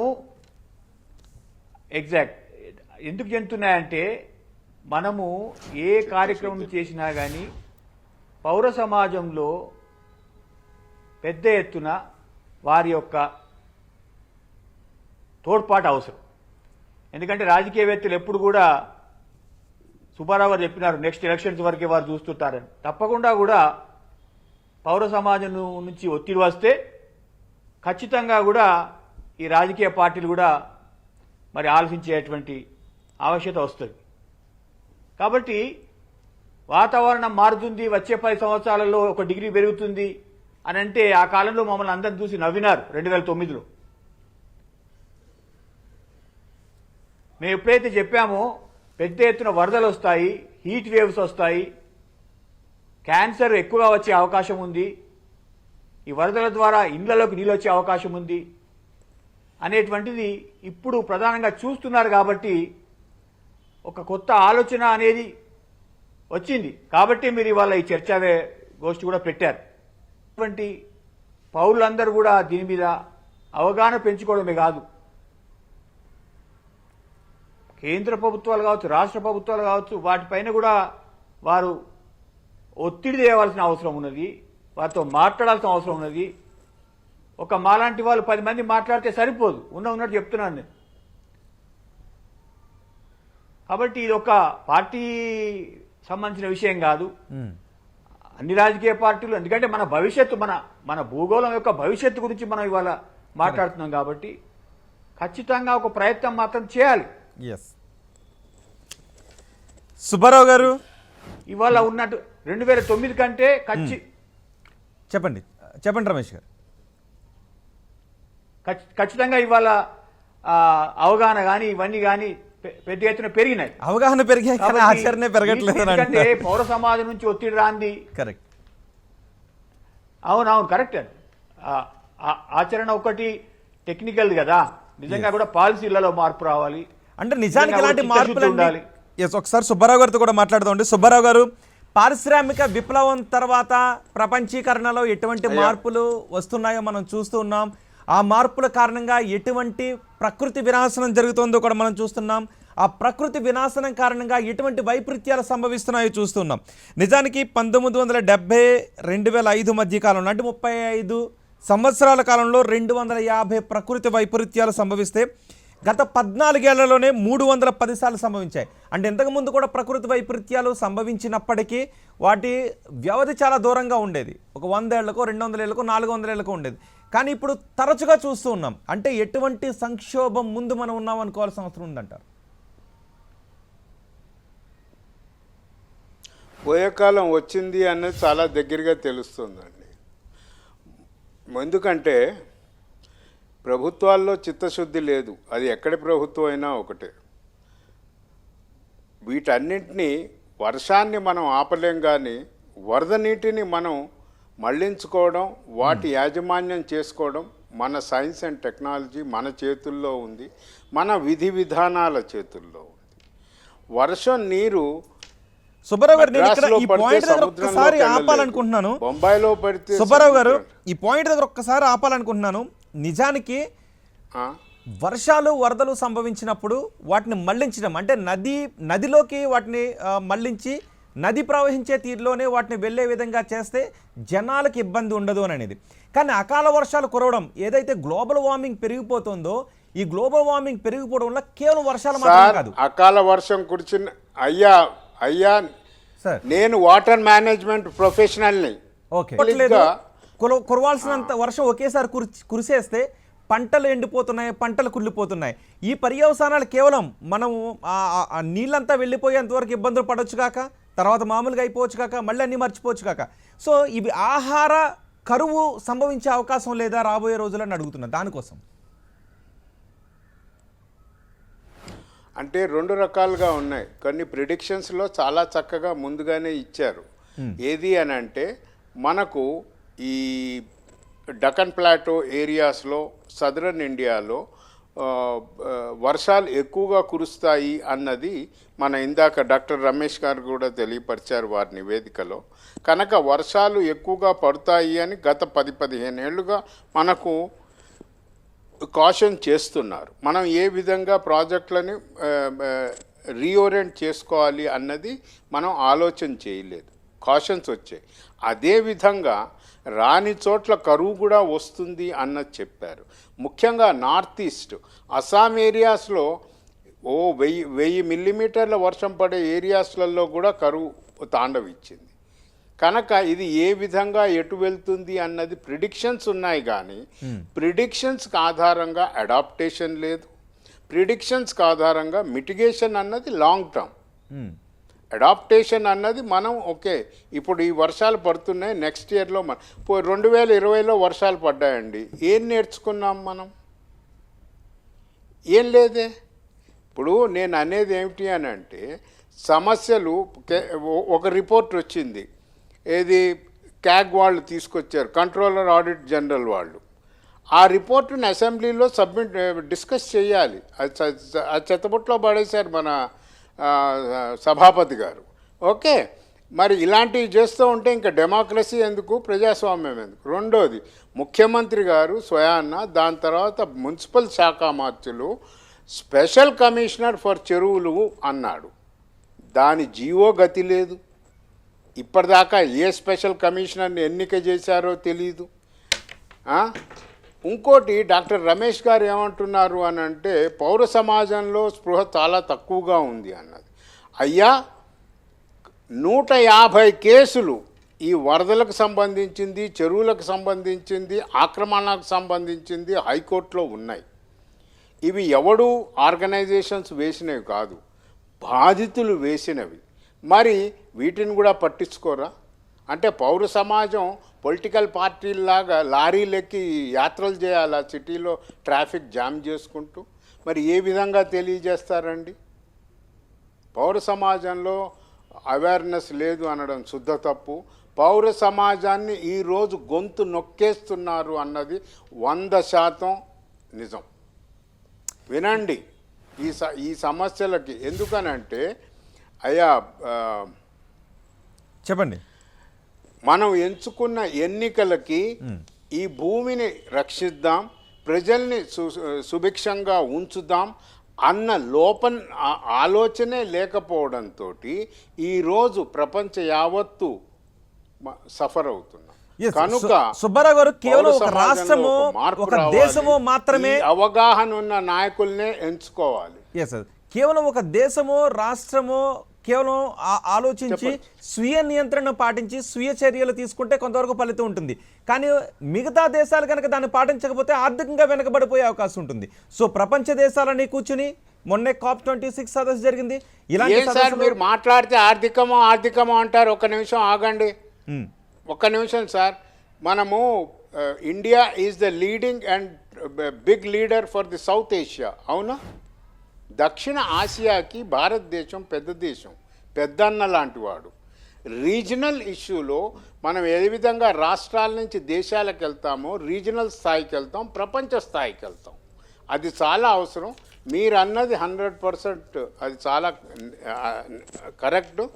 ఎందుకనంటే ప్రపంచ స్థాయిలో నాయకులందరూ కూడా కలిసి రావాలి, మాట్లాడుకోవాలి, ప్రజా శ్రేయస్సుకై పని చేయాలి. రమేష్ గారు, కంపెనీల ఉద్దేశాలకు కాదు, ప్రజా శ్రేయస్సుకి. కరెక్ట్, ప్రజా శ్రేయస్సుకే కృషి చేయాల్సిన అవసరం ఖచ్చితంగా ఉంటుంది. రమేష్ గారు, మనం చూస్తుంటే ప్రధాన పాత్ర పోషిస్తున్నది మాత్రం ఏదైతే కర్బన ఉద్గారాలు ఉన్నాయో, గ్రీన్ హౌస్ వాయువులు ఉన్నాయో అవి వాతావరణంలోకి విచ్చలవిడిగా వెళ్ళిపోతున్నాయి. నదీ జలాలు కలుషితం అయిపోతున్నాయి, భూగర్భ జలాలు కలుషితం అయిపోతున్నాయి, కార్బన్ డైఆక్సైడ్ కూడా విపరీతంగా పెరిగిపోతుంది, అడవులను కొట్టేస్తున్నాం.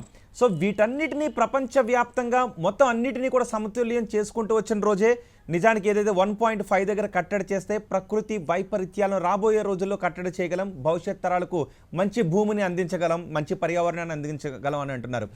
ఇప్పుడు ఆలోచనలోనే ఉన్నాయి, ఆచరణ నిజంగా జరుగుతోందా? ఆచరణ జరగాలి అంటే ఇంకా ఎంత సమయం పట్టే అవకాశం ఉంది? ఎలాంటి వేదిక మీదకి రావాల్సిన అవసరం ఉంది?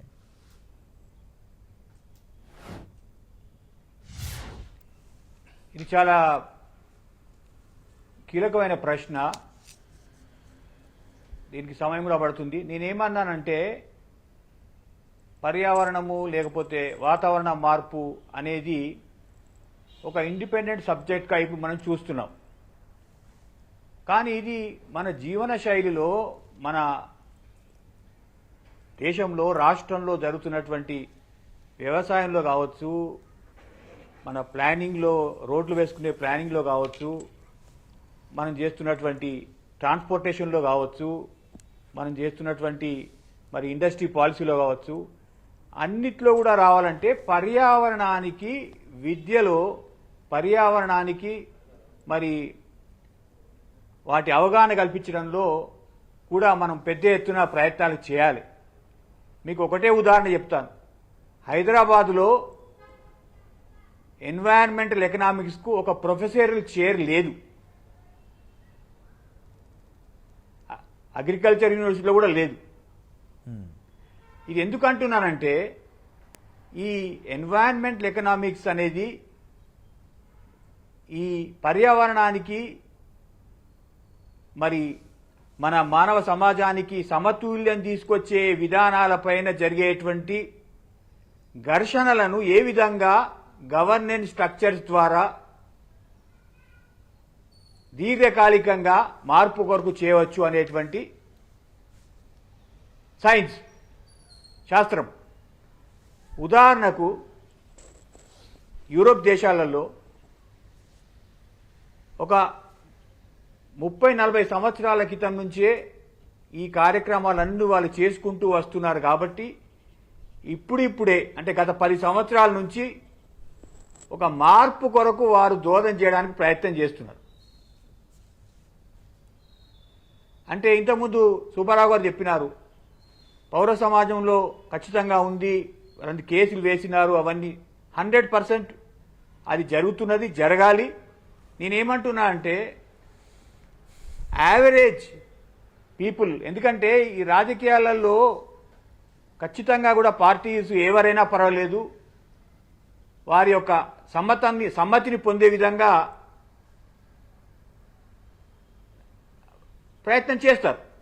కాబట్టి ఈ నేను చెప్పినటువంటి ఇతర దేశాలలో కూడా ఇట్లాంటివి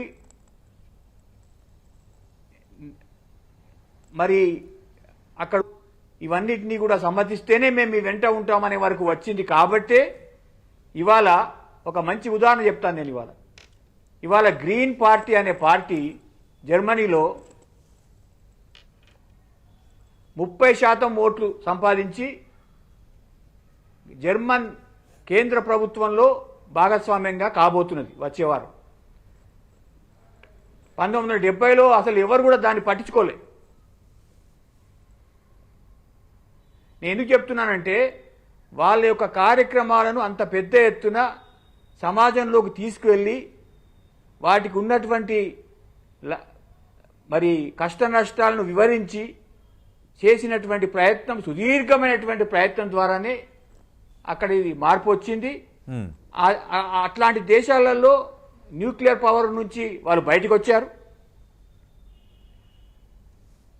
అంతేకాకుండా 2050లో 0 కార్బన్ సొసైటీ చేయాలని నిర్ణయం కూడా చేసుకున్నారు. అది పెద్ద ఛాలెంజ్. అది అంటే వాళ్ళని నేనేదో గొప్ప అని చెప్పడం లేదు సుమా, కానీ అక్కడ కూడా సుదీర్ఘమైన ప్రయత్నాలు జరిగి అంతవరకు వచ్చినప్పుడు మన దగ్గర కూడా ఖచ్చితంగా ఇప్పుడే మనం ఈ బీభత్సాలన్నింటినీ చూస్తున్నాం. కాబట్టి రాజకీయ పార్టీలు ఎవరైనా పర్వాలేదు, వీటన్నిటిని కూడా గ్రహించి, ఎందుకంటే ఈ ప్రమాదాలు ఏదో ఒక ప్రాంతానికి వచ్చి వదిలిపో, మీరు అన్నారు దేశాలు కాదు, రాష్ట్రాలు, దేశాలు, ప్రపంచమే ఏకం కావాలనుకున్నప్పుడు ఖచ్చితంగా కూడా ఇక్కడ రాష్ట్రం మొదలు రాష్ట్రాలు ఇవన్నీ కూడా దీనికి దక్కవలసినటువంటి ప్రాధాన్యత ఇచ్చి వీటిపైన నిర్దిష్టమైనటువంటి ప్రణాళికలు వేసుకుంటే మనకి ప్రమాదాలు భవిష్యత్తులో తప్పే అవకాశం ఉంది. లేకుంటే మాత్రం ఇవి తప్పకుండా మరింత ఉధృతమయ్యే ప్రమాదం మాత్రం ఖచ్చితంగా ఉంది. Yes correct. Thank you very much Ramesh గారు, చాలా విలువైన సమాచారాన్ని అందించినందుకు. పర్యావరణ మార్పులు, పర్యవసానాలు, ఈ భయంకరమైన పర్యవసానాల నుంచి బయటపడాలంటే ఏం చేయాలనే విషయంపైన మనం రచ్చబండలో చర్చిస్తున్నాం. రచ్చబండలో మనతో జాయిన్ అవుతున్నారు సాగర్ధార పర్యావరణవేత్త, కాప్ సదస్సులో పాల్గొబోతున్నారు కూడా. ఇక బాబురావు గారు పర్యావరణవేత్త మరికొద్దిసేపట్లో మనతో జాయిన్ అవుతారు. ఎస్విఎస్ రామకృష్ణ గారు ఓషనోగ్రఫీ అండ్ మెట్రాలజీ విభాగం హెచ్ఓడిగా చేస్తున్నారు ఏయులో. అలాగే మనకి సాయి ప్రణీత్ కూడా అందుబాటులోనే ఉన్నాడు. సాయి ప్రణీత్, ప్రస్తుతం మనం తిరుపతిలో చూస్తున్నాం. అయితే ఈ జరుగుతున్న పర్యవసానాలన్నిటికీ కూడా వాతావరణంలో పెరిగిపోతున్న కర్బన ఉద్గారాల వల్లే ఇలాంటి పర్యవసానాలు ఏర్పడుతున్నాయి, గ్లోబల్ వార్మింగ్ వల్లే ఇలాంటి పర్యవసానాలు ఏర్పడుతున్నాయని చెప్తున్నారు. సో వీటిపైన సామాన్యులు కూడా ఎంత అవగాహన రావాల్సిన అవసరం ఉందంట? అంటే ఏమంటే మనం ఇప్పుడు పొల్యూషన్, దాంతో పాటుగా ఏమంటే ఇండస్ట్రీస్ కూడా చాలా ఎక్కువైపోతున్నాయి. అంటే మనము ఏమంటే నార్మల్ గా ఇట్లాంటి కార్బన్ ఎమిటింగ్ ఇండస్ట్రీస్, అదేలాగానే ఏమంటే మనకు ఒక పూర్తి అవగాహన రావాలంటే ఇండైరెక్ట్ ఎమిషన్స్ ఏ విధంగా మనకు జరిగే అవకాశాలు ఉంటున్నాయి. ఫర్ ఎగ్జాంపుల్ ఇప్పుడు మనం వచ్చేసి ఒక చోటుకి వెళ్ళి మనము ఒక కార్బన్ ఫుట్ ప్రింట్ అనేది మనము విడుదల చేస్తాం. ఏ విధంగా అంటే మనం డైరెక్ట్ గా వాహనాల్లో వెళ్ళినా, లేకపోతే మనం వచ్చేసి ఒక ఇండస్ట్రీలో మనకు డైరెక్ట్ గా ఎఫ్లూయెంట్స్ బయటకు వచ్చినా, that is one form of emission.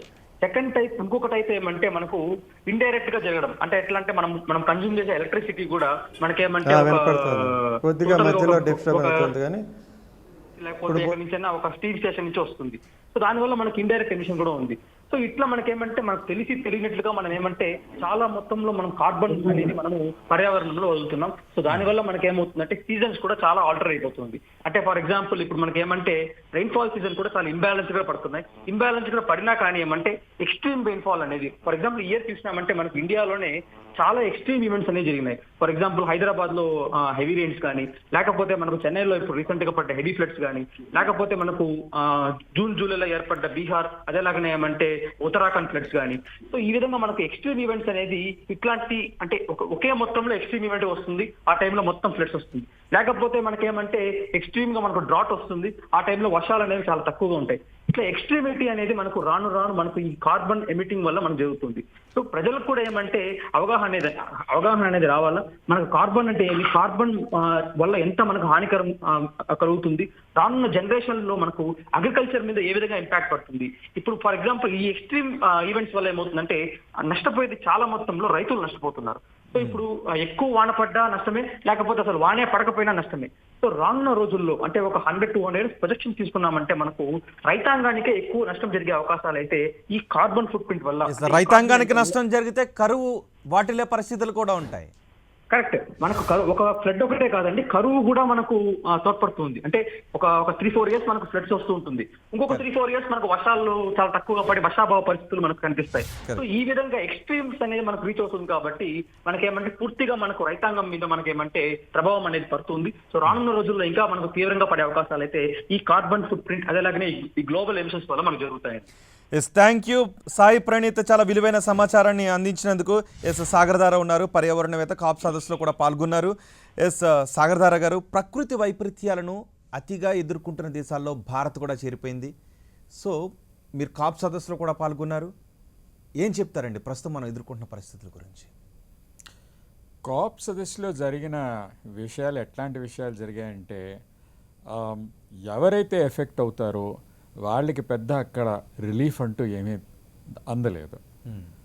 అందుకని ఇప్పుడు వచ్చిన సమస్య ఏంటంటే దేశాలన్నీ ఒక రకంగా ఒకవైపుగా వెళ్ళాలి, ఇది జరగట్లేదు. ఎందుకంటే కాప్లో ఏం జరుగుతున్నదంటే 2 విషయాలను తీసుకొని ఒకే సొల్యూషన్ తోటి వాటిని సాల్వ్ చేయడానికి ప్రయత్నిస్తున్నారు. ఈ 2 విషయాలు ఏమిటి? ఒకటేంటంటే నెట్ జీరోకి మనం చేరాలి, అది ఇంకొక 2050 దాకా చేరాలని ఐపీసీసీ అంటున్నది. 2030 దాకా దాదాపు ఒక సగం ఎమిషన్స్ మనవి తగ్గించుకోవాలి. ఆ లైన్లో మనం లేము ఇప్పుడు. ఎందుకు 6 దేశాల్లో ఈ 6 దేశాలు కలిపి 70% ఆఫ్ ది ఎమిషన్స్ ఈ 6 దేశాలు చేస్తాయి. China, US, European union, India, Russia, Japan. వీటిల్లో ఇప్పుడు రష్యా అండ్ ఇండియా వాళ్ళ ఎమిషన్స్ పెరుగుతున్నాయి. జపాన్, యూరోపియన్ యూనియన్ వాళ్ళ ఎమిషన్స్ తగ్గుతున్నాయి, కానీ వాళ్ళ తగ్గటం సఫిషియెంట్ కాదు. యుఎస్ కూడాను, యుఎస్ వాళ్ళ ఎమిషన్స్ 2030 దాకా ఫ్లాట్గా ఉండిపోతాయి. ఇవాళ వాళ్ళ ఎమిషన్స్ ఎంత ఉన్నాయో 2030లో కూడా వాళ్ళ ఎమిషన్స్ అన్నీ ఉంటాయి. అంటే మన అంబిషన్ ఈజ్ ఇన్సఫిషియంట్ అన్నమాట ఇప్పుడు. సో జరిగే సంగతి ఏంటంటే ఎక్కడైతే 2 రీజన్స్ ఉన్నాయి, సహేల్ రీజన్ ఆఫ్రికాలో ఒకటి, రెండోది సౌత్ ఏషియా. ఇవి అన్నిటికన్నా ఎక్కువ ఇంపాక్ట్ ఈ 2 రీజన్స్ మీద పడతాయి. ఇప్పుడు ఇంకొక 80 ఏళ్లలో 25 బంగ్లాదేశ్ సముద్రంలో మునిగిపోతుంది. పాకిస్తాన్లో సింధు నది ఒకే నది. ఆ నదికి అయిపోయిన తర్వాత గ్లేషియల్ మెల్ట్స్ అయిపోయిన తర్వాత అక్కడ ఏమవుతుందంటే నీరు తగ్గుతుంది. అది పాకిస్తాన్ ప్రభుత్వం కూడా తెలుసు. తగ్గిపోతే ఎట్టాగైతే కర్ణాటక, తమిళనాడు మధ్య కాన్ఫ్లిక్ట్ జరిగిందో పాకిస్తాన్లో కూడాను బహుశా పంజాబును సింధు మధ్యలో నీటి పోరాటాలు జరగడం మొదలు పెడతాయి. అట్టాగే ఆఫ్ఘనిస్తాన్లో కూడా ఇదే పరిస్థితి ఉన్నది. అమూ దర్యా అని ఒక నది ఉన్నది. ఆ నదికి దాదాపు ఎక్కువ శాతం నీరు ఒక దాదాపు 80% నీరు గ్లేషియల్ మెల్ట్ నుంచి వస్తుంది. మన దేశంలో ఇవే కాక ఇంకా ఎక్కువ ప్రాబ్లమ్స్ ఉంటాయి. ఎందుకంటే ఇక్కడ హీట్ స్ట్రెస్ ఎక్కువ అవుతుంది.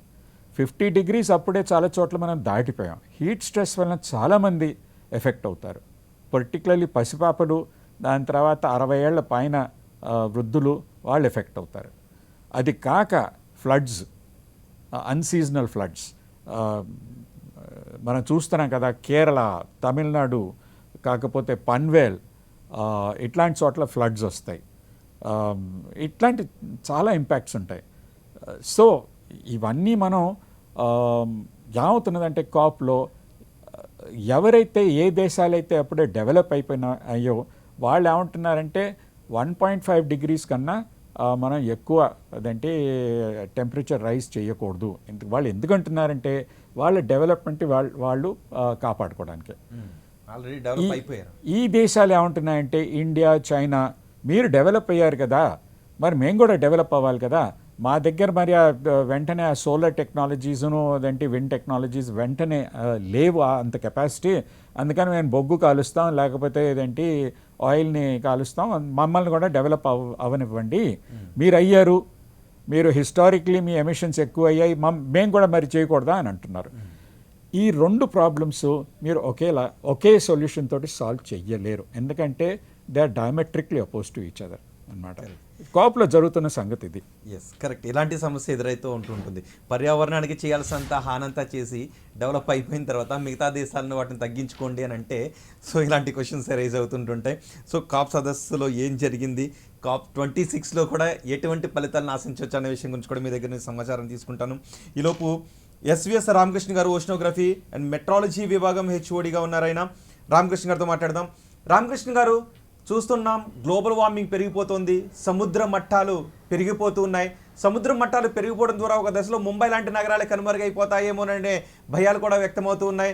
ఇప్పుడే మనకి సాగర్ దారా గారు కూడా చాలా భయంకరమైన విషయాలు చెప్పారు. రాబోయే 50 ఏళ్లలో ఇదే విధంగా పరిస్థితులు ఉంటే ఎలాంటి విపత్కర పరిస్థితులను ఎదుర్కొనే అవకాశం ఉందని.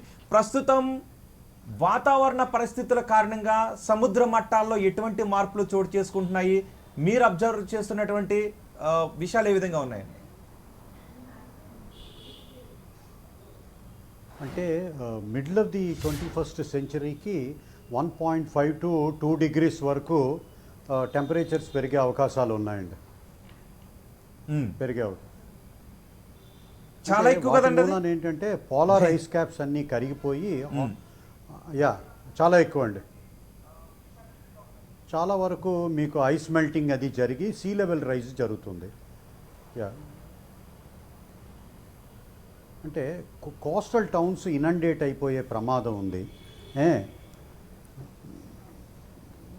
కాకపోతే ఏంటంటే at the same time ocean also is being attributed to be the reason for global warming. ఎలాగంటే ఇప్పుడు సర్క్యులేషన్ ప్యాటర్న్స్లో చేంజెస్ వచ్చి because of the plate tectonics, తర్వాత వాటి అంటే చాలినంత అప్వెల్లింగ్ ఆఫ్ కూలర్ వాటర్స్ జరగకపోవడం, దాని మూలాన ఓషన్ వాటర్స్ అన్నీ వార్మ్ అయిపోవడం, ఇది సదర్న్ ఇండియన్ ఓషన్ నుంచి ప్రారంభమయ్యి నార్త్ ఇండియన్ ఓషన్కి రావడం, తద్వారా మనకి మాన్సూన్ ఫెయిల్ అవ్వడం, మాన్సూన్ అది ఫెయిల్ అవ్వడం అది జరుగుతుందండి. రామకృష్ణ గారు, ఒక్కసారి మళ్ళీ మీ దగ్గరికి వస్తాం. బహుశా ఆడియో ప్రాబ్లం ఉన్నట్టుగా అనిపిస్తోంది.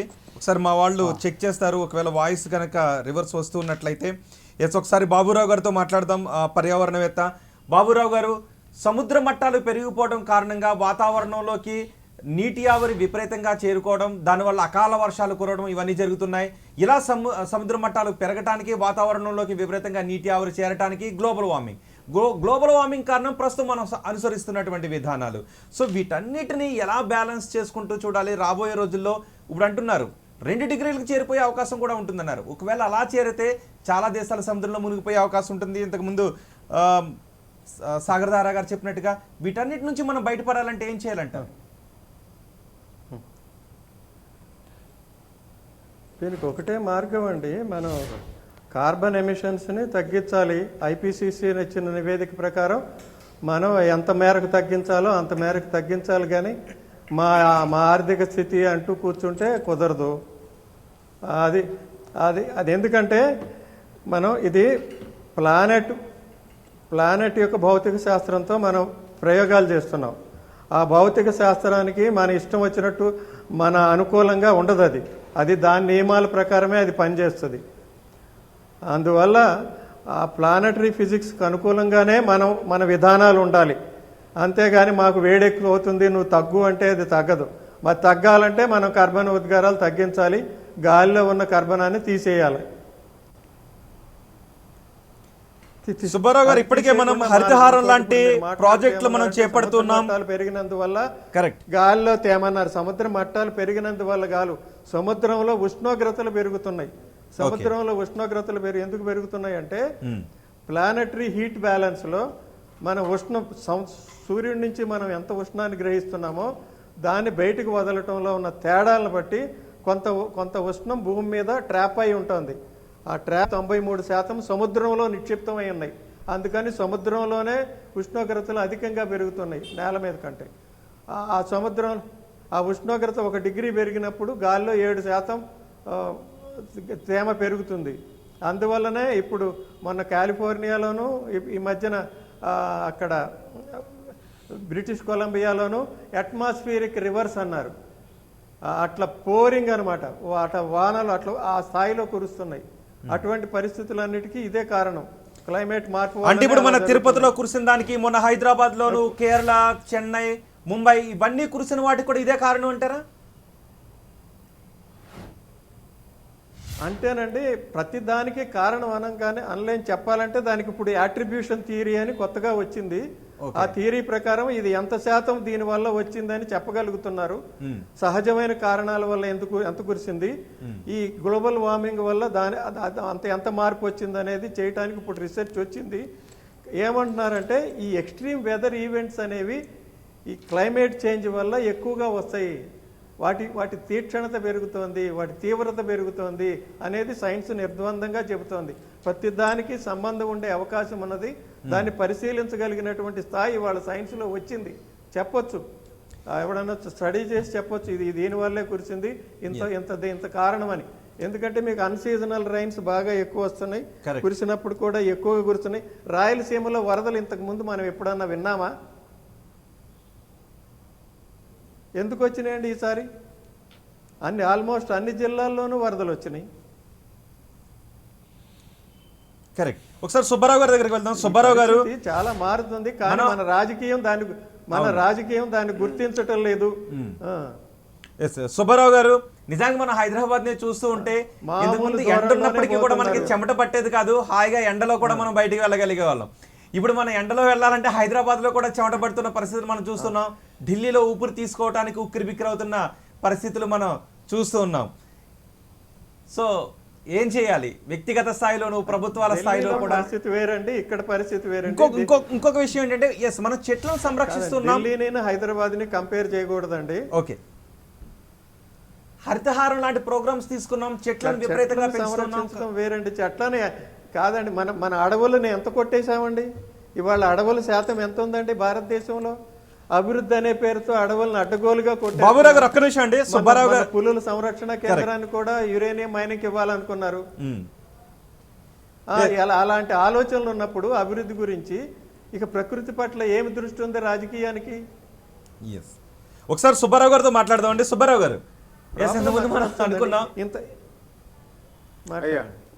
ఇప్పుడు మనం హరితహారం లాంటి ప్రోగ్రామ్స్ తీసుకున్నాం. ప్రభుత్వాలు పర్యావరణంపై దృష్టి పెడుతూ చెట్లను పెంచిన వాళ్ళు కూడా ప్రోత్సాహకాలు ఇస్తూ ఉన్నారు. సో ఈ చెట్లను పెంచడం ద్వారా ఈ కార్బన్ డైఆక్సైడ్ కానీ ఇతర గ్రీన్ హౌస్ వాయువులు కానీ ఎంత మేర తగ్గించే అవకాశం ఉంటుంది ఇలాంటి ప్రోగ్రామ్స్ వల్ల? అయ్యా, ఒకటి ఇందాక డాక్టర్ రమేష్ గారు చాలా చక్కగా చెప్పారు. పర్యావరణ అంటే కేవలం మొక్కలు నాటడమే కాదు అన్నది. అది ఒక అంశం. ఈ హరితహారం ఏదైతే రాష్ట్ర ప్రభుత్వం తీసుకుందో అది చాలా మంచి ఉద్దేశంతో తీసుకుంది. కానీ ఈ హరితహారానికి సైంటిఫిక్ బేసిస్ ఎక్కడా లేదండి. ఎక్కడ ఎలాంటి మొక్క నాటాలి అన్నది ముందుగా మనం నిర్ధారించుకోవాలి. ఎందుకు అనంటే, మనకు ఉదాహరణగా నేనే ఒక 6 నెలల కిందట భోపాల్పల్లి వెళ్ళాను. ఎక్కడ మనకు థర్మల్ పవర్ స్టేషన్ ఉంది. అక్కడ గాలిలో విపరీతంగా నైట్రోజన్ ఉంటుంది. నైట్రోజన్ని పీల్చుకోగలిగే శక్తి ఉన్న మొక్కలు ఏవి? ఆ భోపాల్పల్లి థర్మల్ పవర్ ప్లాంట్ చుట్టూరుగా ఎంత ఇదిగా అలాంటి మొక్కల్ని నాటగలగాలి మనం. వాటికి నర్సరీస్ ఉన్నాయా అన్నది ఎక్కడ కూడా మనం హరితహారంలో చర్చించుకోవడం లేదు. ఇది మొదలైన మొదటి దశలో ఏ ముహూర్తాన్ని ఉన్నారో కానీ అప్పటి కమిషనర్ గారు పిలిచారు. ఆయన అడిగింది ఏమిటి తెలుసా? అయ్యా నేను అడిగాను, అయ్యా సైంటిఫిక్గా మనం మొక్కల్ని నిర్ణయించుకోవాలి అని అంటే ఆయన ఏమన్నాడు తెలుసా? మీ మీ మీ దగ్గర ఎన్ని మొక్కలు ఉన్నాయి, మాకు ఎన్ని సప్లై చేస్తారు? నేను అన్నా, నేను కాంట్రాక్టర్ని కాదు, I give an scientific approach to a అంటే ప్లాంటేషన్. పర్యావరణాన్ని కాపాడటానికి మొక్కలను పెంచడం అనేది మిస్ అవుతుంది. ప్రపంచ జనాభా, ప్రపంచ ప్రజల యొక్క బాధ్యత, అడవులను సంరక్షించడం అందులోను. సో అలాంటి అవగాహన కల్పించడం కూడా చాలా అవసరం అనుకుంటున్నాను. రైట్ సుబ్బారావు గారు? అలాంటి అవగాహన కలిగించే ప్రయత్నం ఇప్పుడు ఎక్కువగానే జరుగుతుంది. కరెక్టేనండి, కానీ అంటే మీరు అన్నది కరెక్టే, కానీ ఏమిటంటే న్యాచురల్ ఫారెస్ట్లు ఆ అడాప్టేషన్ చేసేసుకుంటాయి. కానీ ఇప్పుడు మారుతున్న వాతావరణంలో హైదరాబాద్లో నేను మొక్కలు పెట్టాలి అని అంటే ఏ ప్రాంతంలో గాలి ధూళి ఎక్కువ ఉంది, ఏ ప్రాంతంలో ఏ విషవాయువు ఉంది, దాన్ని కంట్రోల్ చేయగలిగే మొక్కలు ఏవి అన్నది మనం సైంటిఫిక్గా శాస్త్రోక్తంగా మనం వీటిని చర్చించుకొని అలాంటి మొక్కల్ని పెంచడానికి ప్రయత్నించాలి. ఎస్, ఖచ్చితంగా అలాంటి మొక్కలను పెంచడానికి శాస్త్రవేత్తలు, ప్రభుత్వాలు, ప్రజలు కూడా ముందడుగు వేయాలి అని ఆశిద్దాం, వేయాలని కూడా కోరుతున్నాం. Thank you very much Subbarao గారు, విలువైన సమాచారాన్ని అందించినందుకు. ఎస్, కాప్ సదస్సులో ఇటు కేవలం మాట్లాడుకుంటున్నారు, ఈ సమ్మిట్లో ఇవన్నీ ప్రసంగాల వరకు ఉపయోగపడుతున్నాయి, కార్యాచరణకు ఉపయోగపడలేదు అంటున్నారు. మన COP26 సదస్సు కూడా అంతంత మాత్రంగానే అంటున్నారు. సో COP26 బహుశా నెక్స్ట్ ఇయర్ జరగవచ్చు, త్వరలో జరిగే అవకాశం ఉంటుంది. ఈ సదస్సులో మనం ఎటువంటి ఫలితాలను ఆశించే అవకాశం ఉంటుంది, ఏ విధంగా రెడీ అవ్వాల్సిన అవసరం ఉంటుంది?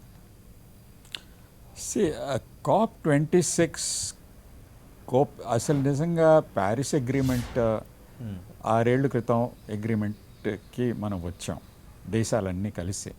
అసలు ప్యారిస్ అగ్రిమెంట్ 2వ అగ్రిమెంట్ కాదు, 5వ అగ్రిమెంట్. మిగతా 4 ఫెయిల్ అయ్యాయి. ప్యారిస్ అగ్రిమెంట్ చివరికి ఏమిటంటే ప్రతి దేశం తను వాళ్ళు ఏం చేయదలుచుకున్నారో, ఏం చేసుకోగలుగుతున్నారో అది చెయ్యండి, ఫ్రీడమ్ ఇచ్చేసారనమాట.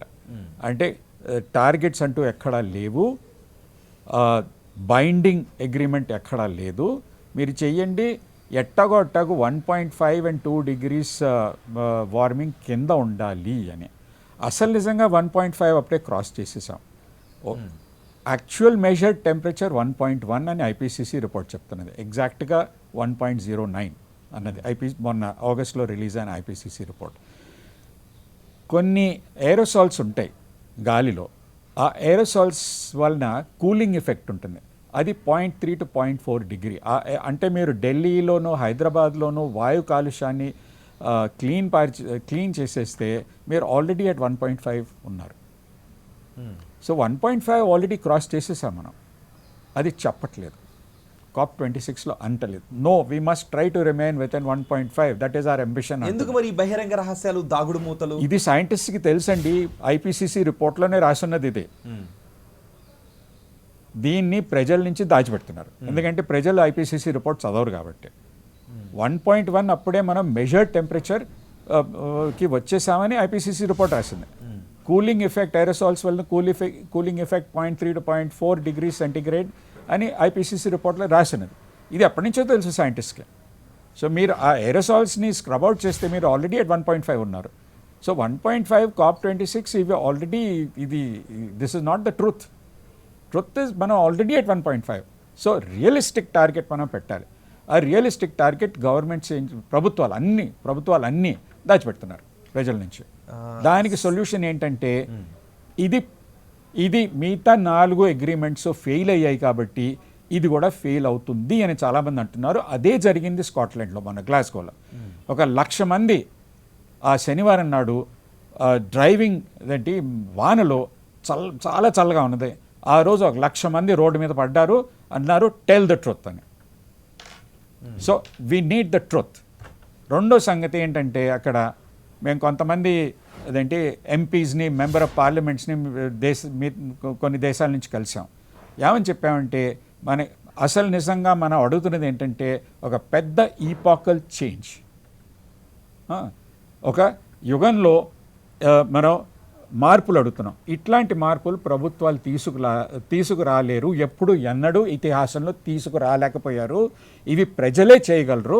అంటే సాగరదారా గారు, కేవలం సదస్సులు, సమ్మిట్లు ఇవి మాత్రమే కాదు, తీసుకునే నిర్ణయాలు, అక్కడ ప్రసంగాలు మాత్రమే కాదు, దేశాల మధ్య షేరింగ్ ఉండాలి, నాలెడ్జ్ షేరింగ్ ఉండాలి, లేదంటే సహాయ సహకారాలు ఉండాలి.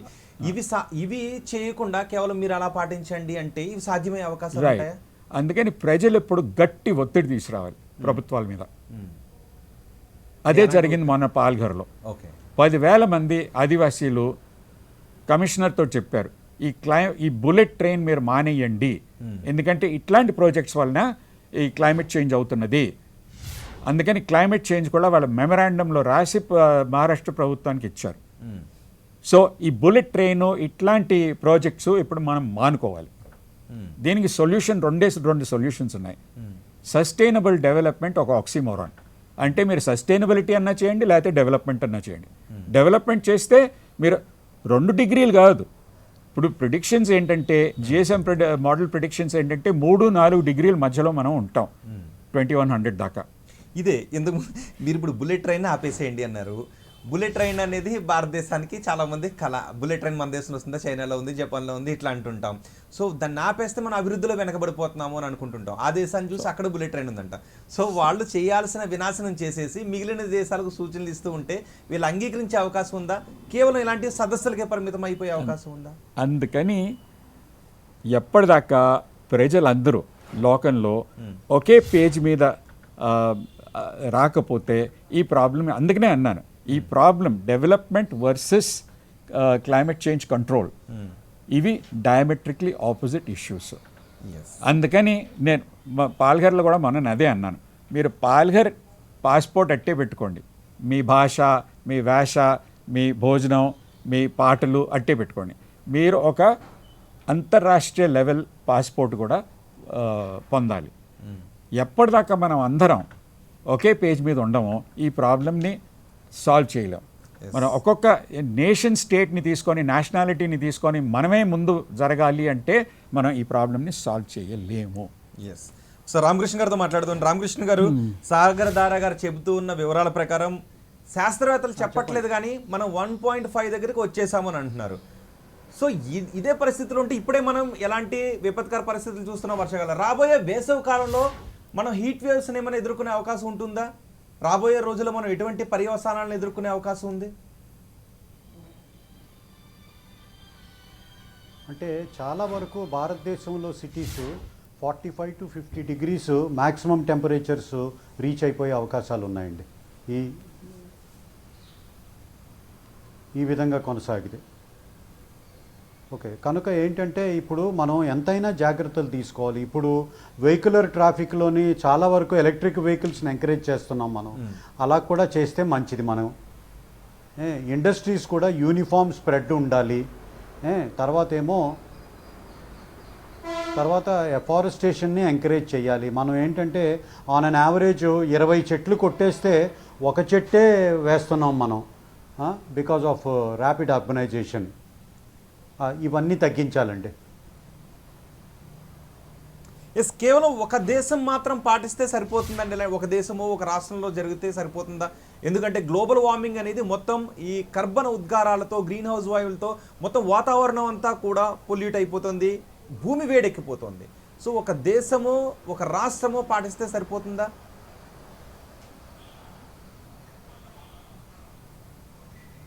అంటే ఇప్పుడు మనకి అదృష్టం కొలది we are flanked by 2 big seas, bay of Bengal on the east and Arabian sea on the west.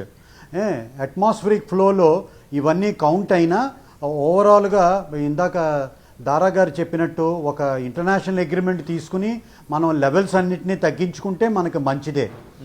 At the same time India లాంటి సబ్ కాంటినెంట్లో మట్టుకు మనం ముందు జాగ్రత్తలు తీసుకుంటే చాలా వరకు ఈ ఎఫెక్ట్స్ తగ్గించవచ్చు నా అభిప్రాయం అండి.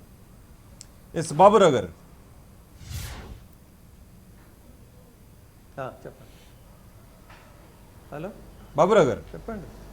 ఎస్ మనం చూస్తున్నాం, ఇంతకుముందు సాగరదారా గారు కూడా చెప్పారు 1.5కి రీచ్ అయిపోయాం, ఒకవేళ 2 డిగ్రీలకు చేరుకుంటే కుండపోత వర్షాలే కురుస్తాయని ఇప్పటికే మనం కుండపోత వర్షాలను చూస్తున్నాం. సాగర్ దారా గారు చెప్తున్న విషయాలను చూస్తూ ఉంటే నిజంగానే భయానక పరిస్థితులకు మీరు ఇంత ముందున్నారు 5 నిమిషాల ముందు 12 అవడానికి 5 నిమిషాల ముందున్నాం, ఈ 5 నిమిషాల్లోనే ఏమన్నా చేయాలేమో అని. అంటే అలాంటి సిచ్యువేషన్లోనే ఉంటే ఏం చేయాలంటారు? చేతులు ఎత్తేసే పరిస్థితులే ఉంటాయా?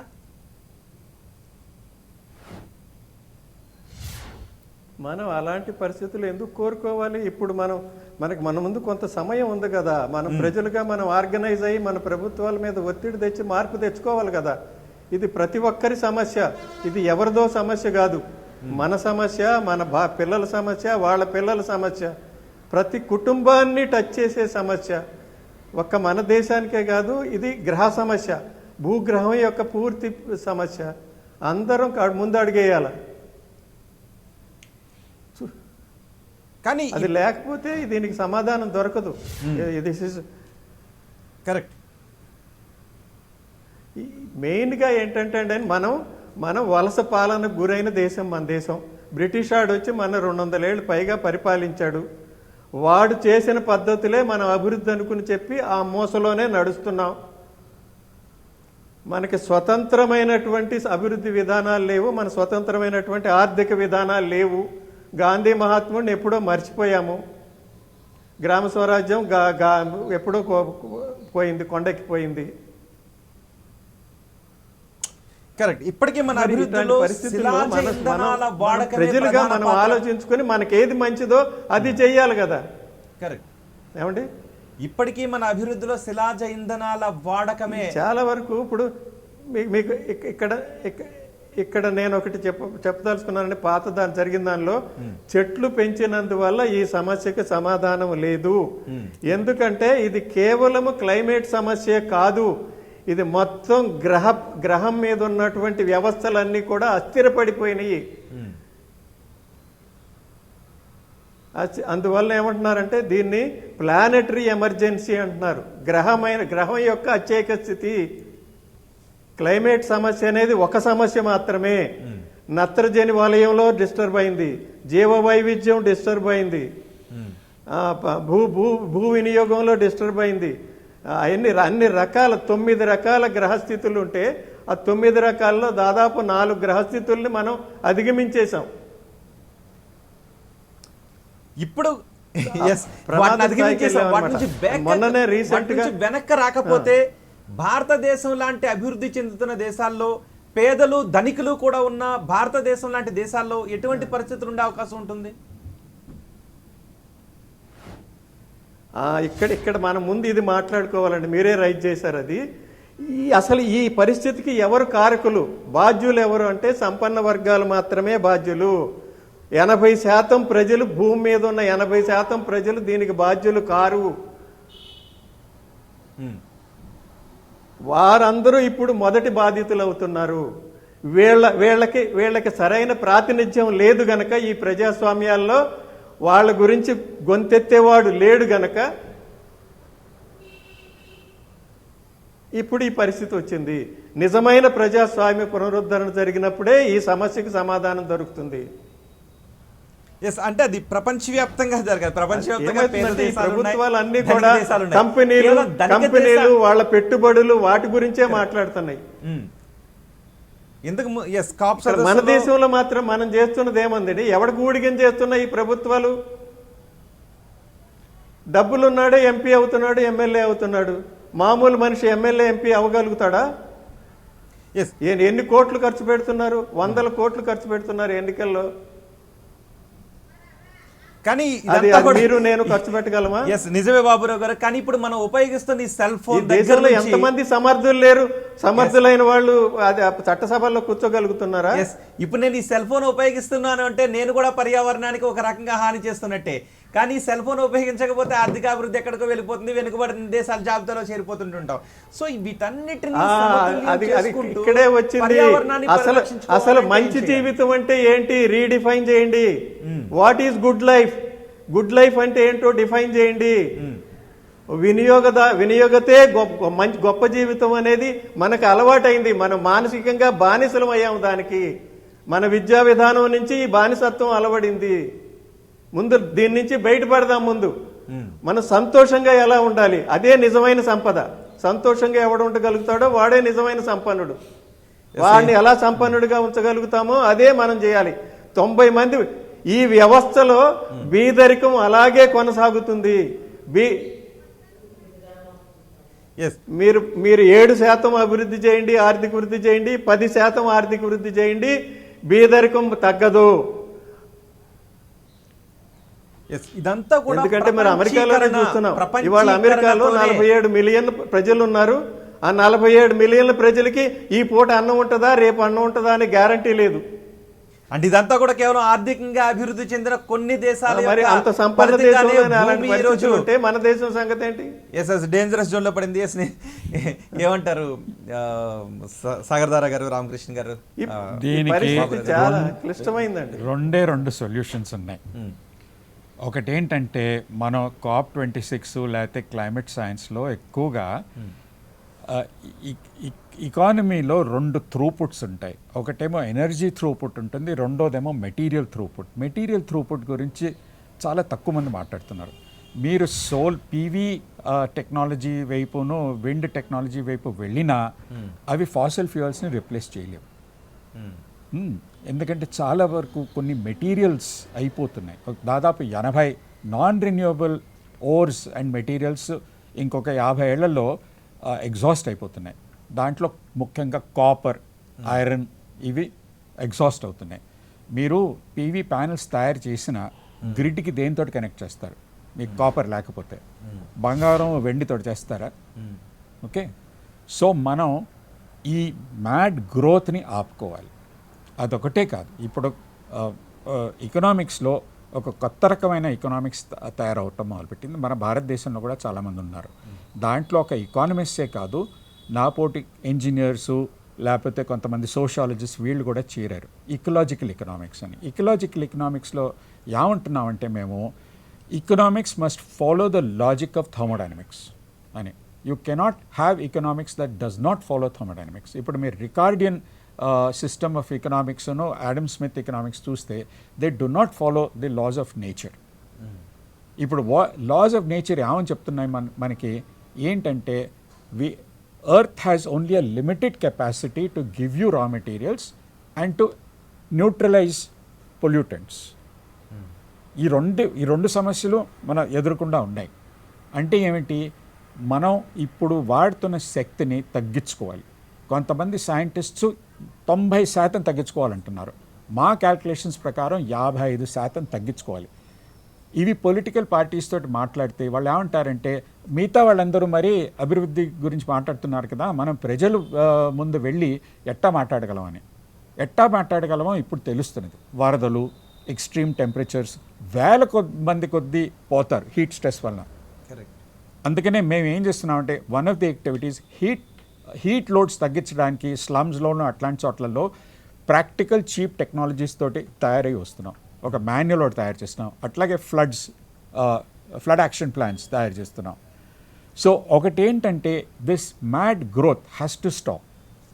అదొకటే కాదు, డీగ్రోత్ ఎంత మటుకు అంటే ఒక ముఖ్యమైన ప్రశ్న ఏంటంటే మనం పర్యావరణం నుంచి ఎంత తీసుకోగలం? దీనికి ఇప్పటిదాకా సమాధానం అంటూ ఎక్కడా లేదు. దీనికి సొల్యూషన్, ఎందుకంటే వాడు ఇంత అంటాడు, వాడు ఇంత అంటాడు, వాడు ఇంత అంటాడు. సస్టైనబిలిటీ అంటే అదే ముఖ్యమైన ప్రశ్న. అది ఎంత తీసుకోగలం టు బీ సస్టైనబుల్. ఓకే, ఇది ముఖ్యమైన ప్రశ్న. దీనికి ఇంజనీర్స్, సైంటిస్ట్, ఎకానమిస్ట్ కూడా ఆలోచించి జవాబు ఇవ్వాలి. భారతదేశం పర్యావరణ విపత్కర పరిస్థితులను ఎదుర్కొంటుంది. దేశాలకి మధ్య ఆధిపత్య పోరు నడుస్తుంది అభివృద్ధి విషయంలో. సో ఇలాంటి పరిస్థితులున్న సమయంలో అన్ని దేశాలు కలిసికట్టుగా చేయాల్సినటువంటి పర్యావరణ సహిత కార్యక్రమం ఆచరణ సాధ్యమేనా పూర్తి స్థాయిలో? అందుకనే రెండో సొల్యూషన్ ఏంటంటే ఈక్విటీ ఆర్ ఈక్వాలిటీ. ఎప్పటిదాకా మనం ఒక ఈక్వల్ సొసైటీ అవమో ఇట్టాగే జరుగుతుంది. వాడు ఎక్కువ తీసుకున్నాడు కాబట్టి నేను కూడా ఎందుకు తీసుకోకూడదు? సో నేను చిన్న ప్రశ్న అడుగుతాను. ఇప్పుడు మనం ఒక యూనిట్ శక్తిని వాడి బొగ్గుని తవ్వుతాం, 20 యూనిట్స్ వస్తాయి మనకి. ఆర్ ఇంజనీరింగ్ టర్మ్స్లో జూల్స్ అంటారు. ఓకే, ఆ 19 జూల్స్ మరి ప్రాఫిట్ అవుతుంది, అవునా? కానీ తయారు చేయడానికి ఒక జూల్ బొగ్గును తయారు చేయడానికి పర్యావరణం ఎన్ని జూల్స్ వాడింది, దీనికి సమాధానం ఉన్నదా, దీని మీద ఎవరన్నా రీసెర్చ్ చేశారా? మేము అటెంప్ట్ చేసాం. వేల కొద్ది జూల్స్ కావాలి తయారు చేయడానికి ఒక జూల్ని. మరి ఆ బొగ్గు ఎవరిది, అది మనదా లేకపోతే పర్యావరణందా? ఓనర్షిప్ అంటూ ఒక కాన్సెప్ట్ ఎక్కడి నుంచి వచ్చింది? మీరు ఫిలసాఫికల్ టెక్స్ట్ చదవండి, లేకపోతే లీగల్ టెక్స్ట్ చదవండి. ఓనర్షిప్ యాజ్ అ కాన్సెప్ట్కి జెనసిస్ ఎక్కడున్నది? లేదు ఎక్కడ. సో మిగతా జంతువులు ఏం చేస్తాయి? యూజఫ్రక్ట్ రైట్స్ వాడతాయి. మనం కూడా యూజఫ్రక్ట్ రైట్స్ ఎందుకు వాడకూడదు? అప్పుడే సస్టైనబుల్ అవ్వగలం మనం. అంటే ఏమిటి? భూమిని తీసుకొని ఇది నాది అనుకొని కాదు, భూమిని వాడుకోవటం సస్టైనబ్లీ, గాలిని వాడుకోవటం సస్టైనబ్లీ. ఈ కాన్సెప్ట్స్ని ఎక్స్ప్లోర్ చేయాలి మనం. సో అందుకని మేము ఏమంటామంటే keep the climate, change the economy అంటాం. సో ఇది ఈ climate change, it is not a technological problem, it is a philosophical, economic, sociological and technological. ప్రపంచ దేశాలన్నీ మన అని అనుకుంటేనే ఇది సాధ్యమవుతుంది. మనం అందరం, అందుకనే అన్నాను, ఒక హైదరాబాద్ పాస్పోర్టే కాదు, ఒక ఇండియన్ పాస్పోర్టే కాదు, నాకు ఇవాళ ఒక ఇంటర్నేషనల్ పాస్పోర్ట్ కావాలి. I must become a Canadian, Bangladeshi, Sri Lankan, etcetera. I must, and వాళ్ళు కూడా they must think like an Indian. అప్పుడే మనం దీన్ని సాల్వ్ చేయగలం. ఎప్పుడైతే యాజ్ అన్ ఇండియా నేను ఆలోచిస్తానో సాల్వ్ చేయలేం ఈ ప్రాబ్లం. బాబురావు గారు, పర్యావరణ సహిత అభివృద్ధి సాధించాలంటే ఏం చేయాలి మనం? ఎందుకంటే అభివృద్ధిని సాధించాలి, అది పర్యావరణ సహితంగానే ఉండాలి. అప్పుడే మనం ఎలాంటి విపత్కర పరిస్థితుల నుంచి బయటపడటానికి, గ్లోబల్ వార్మింగ్ తగ్గించుకోవడానికి అవకాశం ఉంటుంది. అభివృద్ధి సాధించటం అంటే ఇక్కడే ప్రాబ్లం వస్తుందండి. చాలా వరకు ఇప్పుడు మొన్ననే నేచర్లో ఒక కొత్త వ్యాసం వచ్చిందండి, డౌనట్ ఎకానమిక్స్ అని. కేట్ రావర్త్ అనే ఆవిడ ఆక్స్ఫర్డ్ యూనివర్సిటీ ఎకనామిక్స్ ప్రొఫెసర్ ఒక కొత్త విధానాన్ని చేసిందనమాట. దాని ఆధారంగా ఈ ఉన్న దేశాలన్నీ కూడా ఇప్పటికే ప్రకృతిలో ఎన్ని వనరులు వాడేసుకున్నాయి, ఏ స్థాయిలో వాడేసుకున్నావు అని చెప్పి అన్ని దేశాలకి మ్యాపింగ్ చేశారు. అందులో భారతదేశం మనం ఇంత తక్కువ అభివృద్ధి ఉంది అనుకుంటున్నాం కదా, ఇప్పటికే మన భారతదేశం కూడా లిమిట్స్ని దాటేసింది. చాలా విషయాల్లో లిమిట్స్ దాటేసింది. కనీసం నాలుగు విషయాల్లో లిమిట్స్ దాటేసింది. కరెక్ట్. అందుకని ఏం కావాల్సి వస్తుందంటే అభివృద్ధి అంటే కంటే సమానతకి ప్రాముఖ్యత ఇవ్వాలి. ఎవరు బాధపడుతున్నారో వాళ్ళని పైకి తీసుకురావడానికి అది నిజమైనటువంటి అభివృద్ధి. కరెక్ట్. రామకృష్ణ గారు, ఇప్పుడు ఉన్న మన వ్యవస్థలో అభివృద్ధి అంటే ఉన్నవాడికే పెరుగుతుంది, కానీ కిందవాడు కిందే ఉంటాడు. సాధించినప్పుడు పర్యావరణ హితంగా ఉంటుంది అన్నారు రామకృష్ణ గారు. ఇంతకుముందు మీరు అన్నట్టే లేదు, వీలు కాదు. చెప్పండి బాబురావు గారు. అది వచ్చారు సార్, మీరు రామకృష్ణ గారు అని అడిగేసరికి ఆయన మాట్లాడుతున్నారేమో ఆగాను నేను. సరే, ఇది పరిస్థితి ఇది సార్. మనం సమాజానికి విధానాల్లో పాత్ర ఉండాలండి. మనందరం ఉన్నాం. ఓటేసిన తర్వాత నోరు మూసి కూర్చోవటం తప్ప మనం ఏం చేయగలుగుతున్నాం? వ్యక్తిగత స్థాయిలో కూడా అదే అక్కడి నుంచే వస్తుంది. ఎవడో పెద్ద గొప్ప నాయకుడు, వాడికే తెలుసు అంతా, ఆయన చెప్పింది అందరం వినాలి అన్నదే తప్పు అక్కడ. అదే తప్పుడు వ్యవహారము. ఆయనకు ఒక్కడికే ఆలోచనలు వస్తే మిగిలిన వాళ్ళకి ఏమీ రావా? ఒకసారి రామకృష్ణ గారితో మాట్లాడుతున్నాయి. రామకృష్ణ గారు, సముద్ర మట్టాలు పెరిగిపోతున్నాయి, గ్లేషియర్స్ తరిగిపోతున్నాయి, నదులు కుచించుకుపోతున్నాయి, సముద్ర ఉష్ణోగ్రతలు కూడా పెరిగిపోతున్నాయి. ఇవి ప్రమాదకర సంకేతాలను మీరు చెప్తున్నారు కన్క్లూజ్ చేస్తూ. ఇవి ఇదే విధంగా ఉంటూ మనం ప్రసంగాలకే పరిమితమై వాటిని తగ్గించుకోకపోతే రాబోయే 5-10 ఏళ్లలో భారతదేశంలో ఎటువంటి పరిస్థితులను ఎదుర్కొనే అవకాశం ఉంది? ఇమ్మీడియట్గా ఏం చేయాలి? అంటే ఎక్స్ట్రీమ్ ఈవెంట్స్ ఎక్కువైపోతున్నాయండి. మనం ర్యాపిడ్ అర్బనైజేషన్ మూలాన మనకి ఎక్కువ అంటే సిటీస్లో ఎక్కువ రెయిన్ఫాల్ అది పడిపోవడం అన్నది జరుగుతుంది. స్ప్రెడ్ ఆఫ్ రెయిన్ఫాల్ యూనిఫామ్గా ఉండడం లేదు. There is a lot of spatial and temporal variation of the monsoon rainfall. ఇవన్నీ మ్యాటర్స్ ఆఫ్ కన్సర్న్ అండి. చాలా జాగ్రత్త వహించాలి. మనం ఈ క్లైమేట్ చేంజ్కి మట్టుకు మానవ తప్పిదాలే చాలా కారణమని నా అభిప్రాయం అండి. ఎస్, మానవ తప్పుదలే. వాటిని మనం తగ్గించుకోవటానికి ఇప్పుడు మనం చేస్తున్న ప్రయత్నాలు, మన చర్చ అంతా ఏ మానవుడు అనేది మనం గుర్తించాలి సార్. మానవ తప్పిదాలే కానీ ఏ మానవుడు అనేది ఇంపార్టెంట్. అందరినీ బ్లేమ్ చేయటం అనేది అన్యాయం అవుతుంది. అది ఎస్, అందరిది కాదండి. అంటే ఇప్పుడు modern countries, developed countries, industrialised nations, ప్రముఖ శాస్త్రవేత్త కొన్ని అంకెలు రిలీజ్ చేశారు సార్. ప్రపంచంలో అతి సంపన్నులైన వారు 1.5 డిగ్రీల సెంటీగ్రేడ్ కంటే లోపల ఉండే కార్బన్ బడ్జెట్లో వాళ్ళు 30 రెట్లు ఎక్కువ చేశారు. మరి వాడు తగ్గించుకోకుండా రోడ్డు మీద అడుక్కునేవాడు, మారుమూల గ్రామాల్లో కూలి చేసుకునేవాడు, వాళ్ళకి ఎలా బాధ్యతను మీరు అంటగడతారు క్లైమేట్ చేంజ్కి?